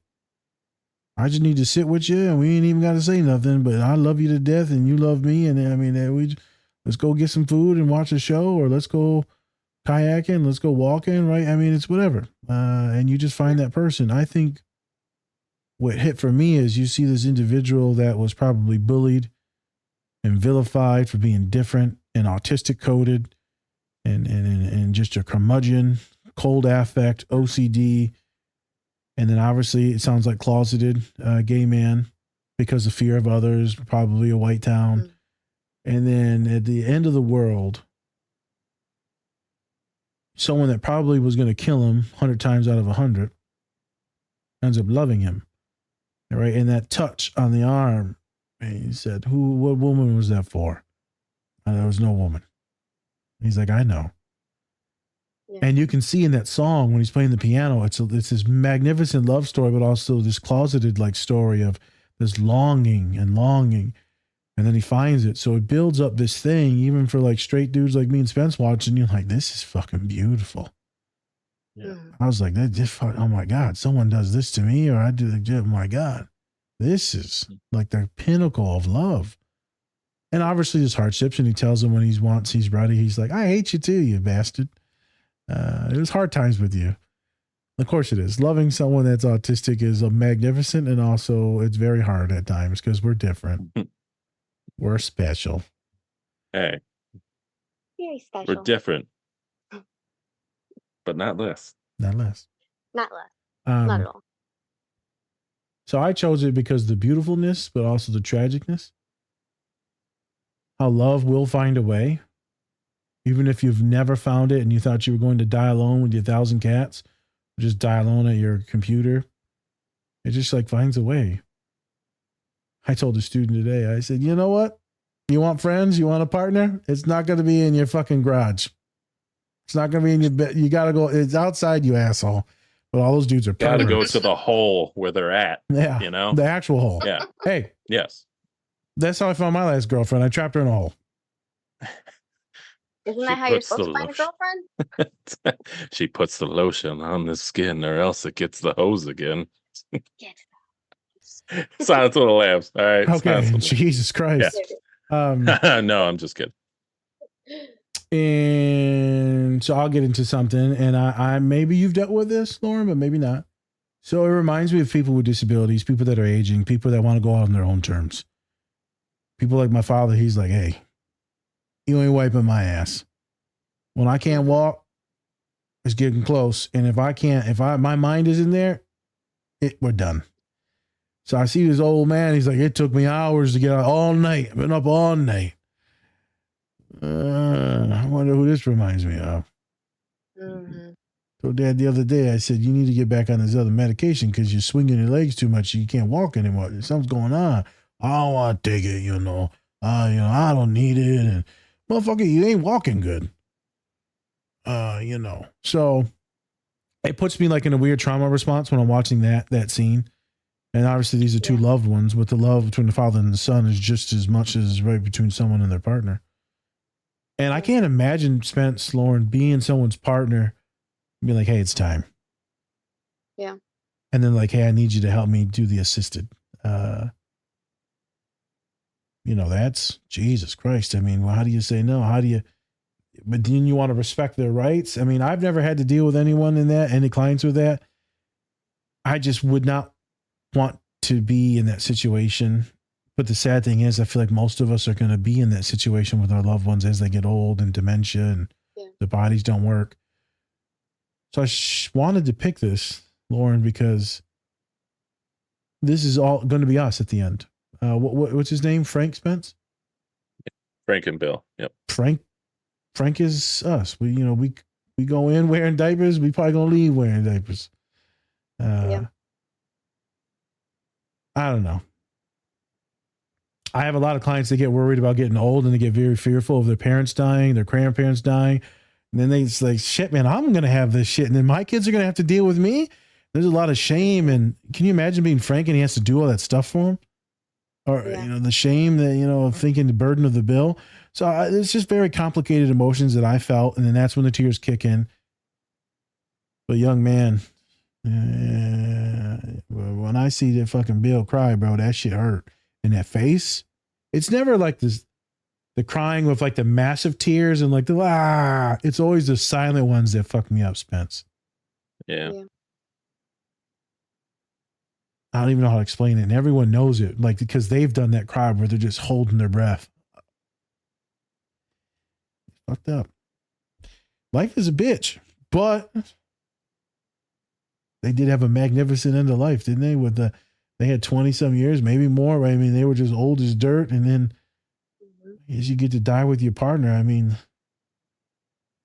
you got nothing else. You're in a horrible fucking world. There is no other people will be like, oh, you'll find someone else. Right. I mean, there's nothing else. This is literally it for Bill. Like the fact that he even found Frank, like, no, there's no one else. I understood it. Yeah. I probably would have did the same thing. I ain't gonna lie. Same shit. Yep. It's also very different from the game, actually. So they actually made this completely different from the game. So Bill he still had that little town, right, where it was all like boxed out and everything, and he was like an inventor, tinkerer, whatever, survivalist. But they actually have it to where like they all go into this house, and then you see like this body in this really bright shirt. And then you see that it's Frank, and he kind of just goes like, yeah, that was my best friend right there. But then you kind of get like the sense like it was more than a best friend and stuff like that. And they give that in the game. But Bill actually keeps on going on and living. Okay. And so it's very different. And the fact that, they just made this beautiful story out of this, even though there wasn't any like source material from it, even better. So Went with it. Yeah, for somebody that didn't play the video game, I would never have known that wasn't in there. Like, I remember looking it up later because I was like, this is awesome. Like, you don't really hear, I mean, for me, for the video games that I've watched people play, there's not a lot of like, we're going to put an entire gay romance into the middle of this zombie shoot 'em dead, kind of game. Fair. So I was like, I got to look this up. So I looked it up after, and I was like, they did it. It's like seamless. It fit into everything so nicely, and it did give you that little break for a few minutes of like being able to breathe before like some major shit happens, and after some major shit just happened. But still keeping it real and true too. Like, this is what their reality is. This is the way that things are. And I appreciated the fact that, it's like you said, Nas, like, this is something that a lot of us are going to be facing. And so they did put some very realistic stuff in there, even though it is, this zombie alt universe. Like, these are real things that a lot of us are going to be facing, unfortunately. And I do have a lot of clients that come in and they're experiencing the same things that you're saying, Nas. Like, there's a lot of questions that we're going to have to be asking that we didn't think that we were ever going to have to ask of our parents or our grandparents. What is it that you want? So it was nice that he was able to have some of that autonomy, to an extent, both of them. Yep. Yeah. So like your clients, have you had any of them like had to, be there with their parents or their grandparents as they were transitioning to maybe in hospice, things like that? Have you dealt with it? It's tough ones. Like, oh, I don't know. There's nothing to say. Well, the other piece of it that makes it even more difficult is that a lot of the people that are coming to see me are dealing with that complex trauma. Yep. And unfortunately, the trauma that they experienced was at the hands of their caregivers. So they're now in this role of being a caregiver themselves. And so it's very flipped. But they struggle with that, of, well, why the fuck should I take care of you? You never took care of me. Or the complete opposite of, I'm going to completely go way above and beyond my boundaries and, bend over backwards to do everything that I can for you. But I also harbor this resentment towards you that you've put me in this place where I have to feel like I have to do this. And isn't this just what a kid is supposed to do? And so we're still working with all that trauma. It's just in a very different way. And so when I say, like, you've got this childhood trauma, like, it doesn't quite go away. It's really like growing up with us all the way through. It just presents differently. You're right. That's a good one. What do you do when I've had a lot of clients as their abusive parent gets older and then now they're the caretaker for their parent. It's a fucked up emotion. It's like, I dislike these fuckers, but then again, I'm a good person. It can be very convoluted, very tricky.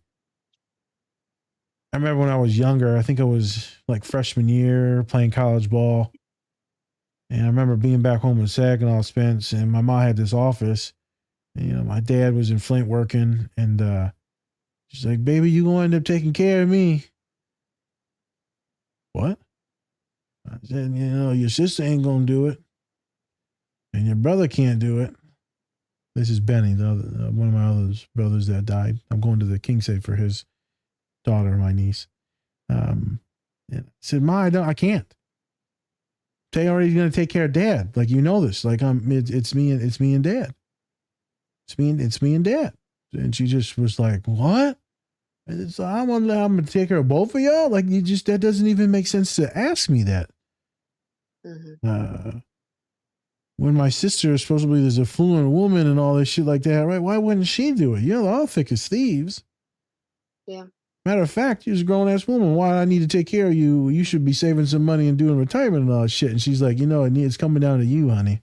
It's all coming to an end. All our hustling and maniacalness. I was like, nah, man, I ain't doing this. So, it would have been very weird. And as she passed with cancer, it was very weird. And people were like, where are you? She passed very quickly from brain cancer. But they were always, where are you? Where are you? Where are you? And it's just, brain is just complicated, man. It's complicated. And people are like, you're a piece of shit, Nas.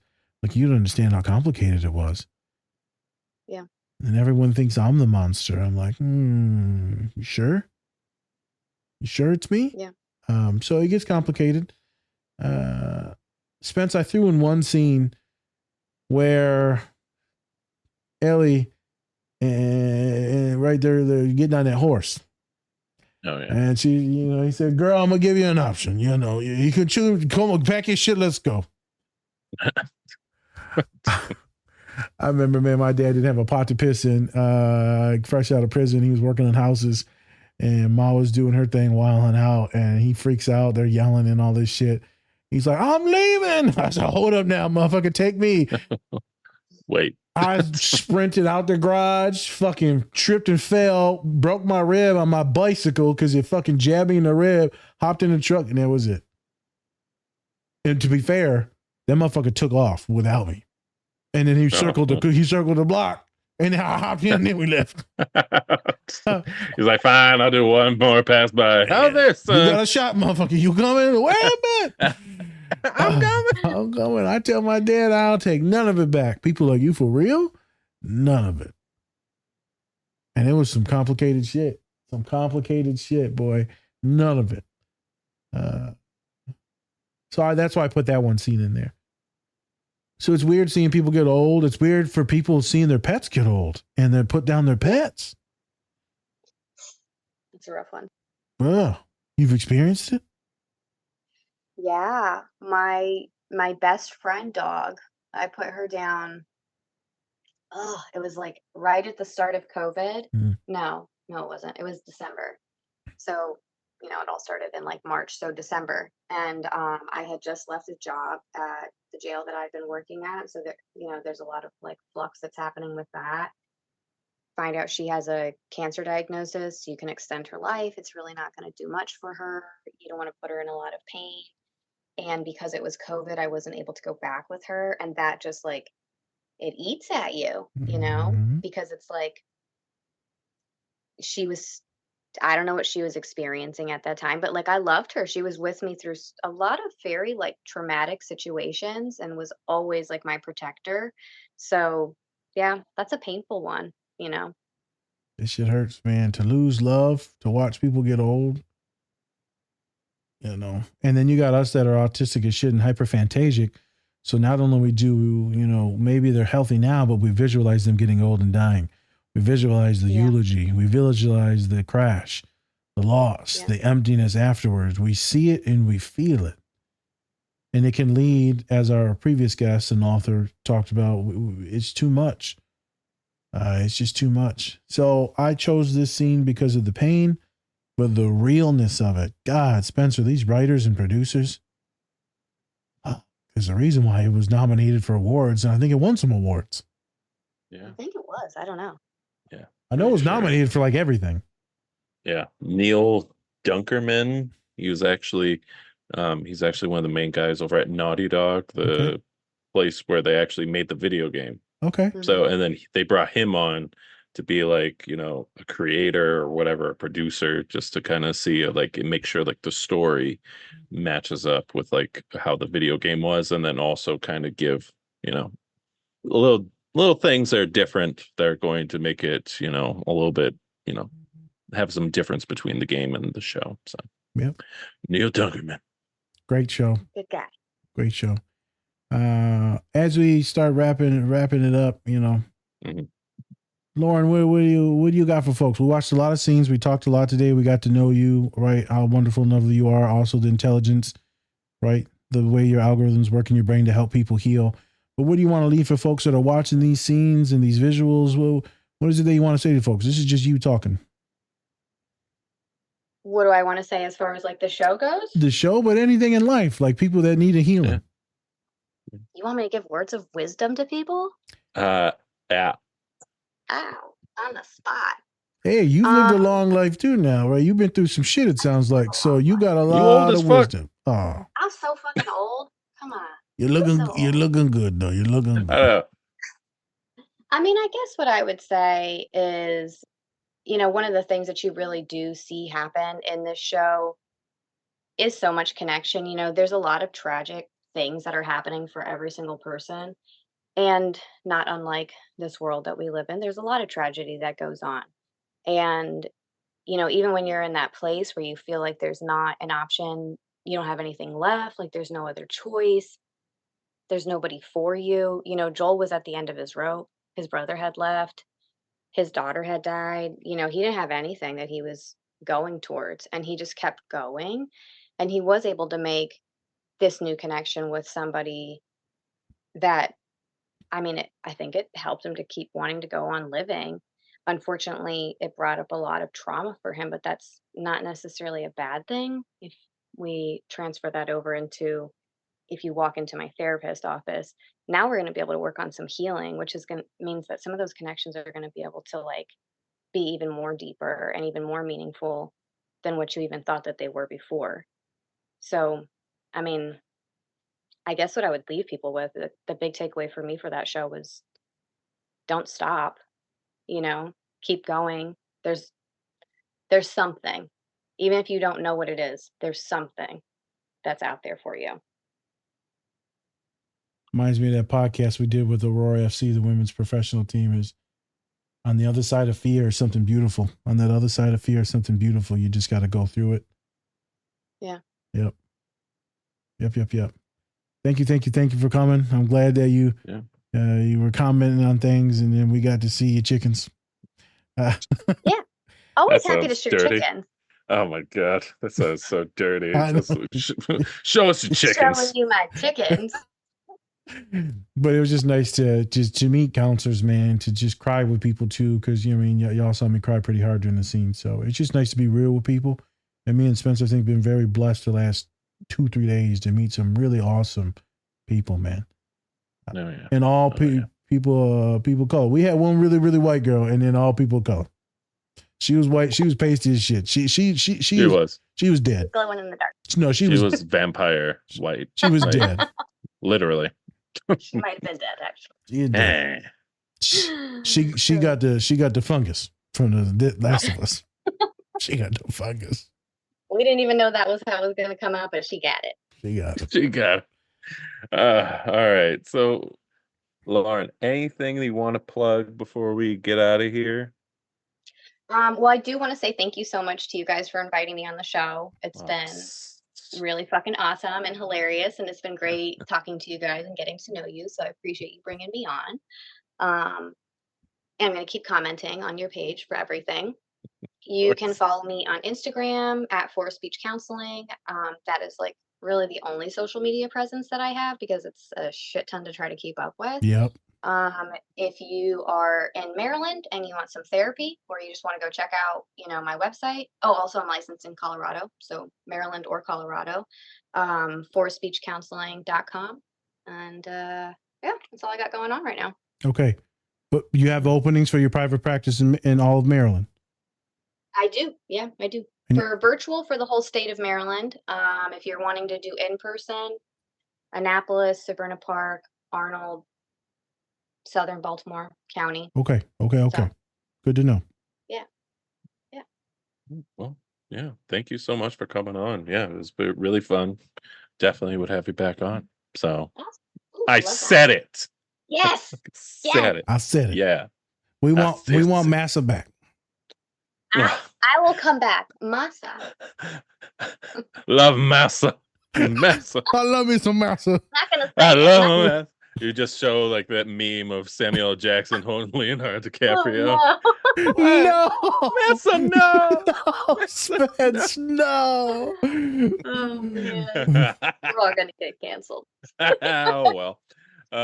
So with that, I'm Spencer. That's Nas. Different spectrum by guy. All right, everyone. Much love. For real. This was a tough podcast. Much love. And remember, take care of yourselves. Or don't. Completely up to you. Peace.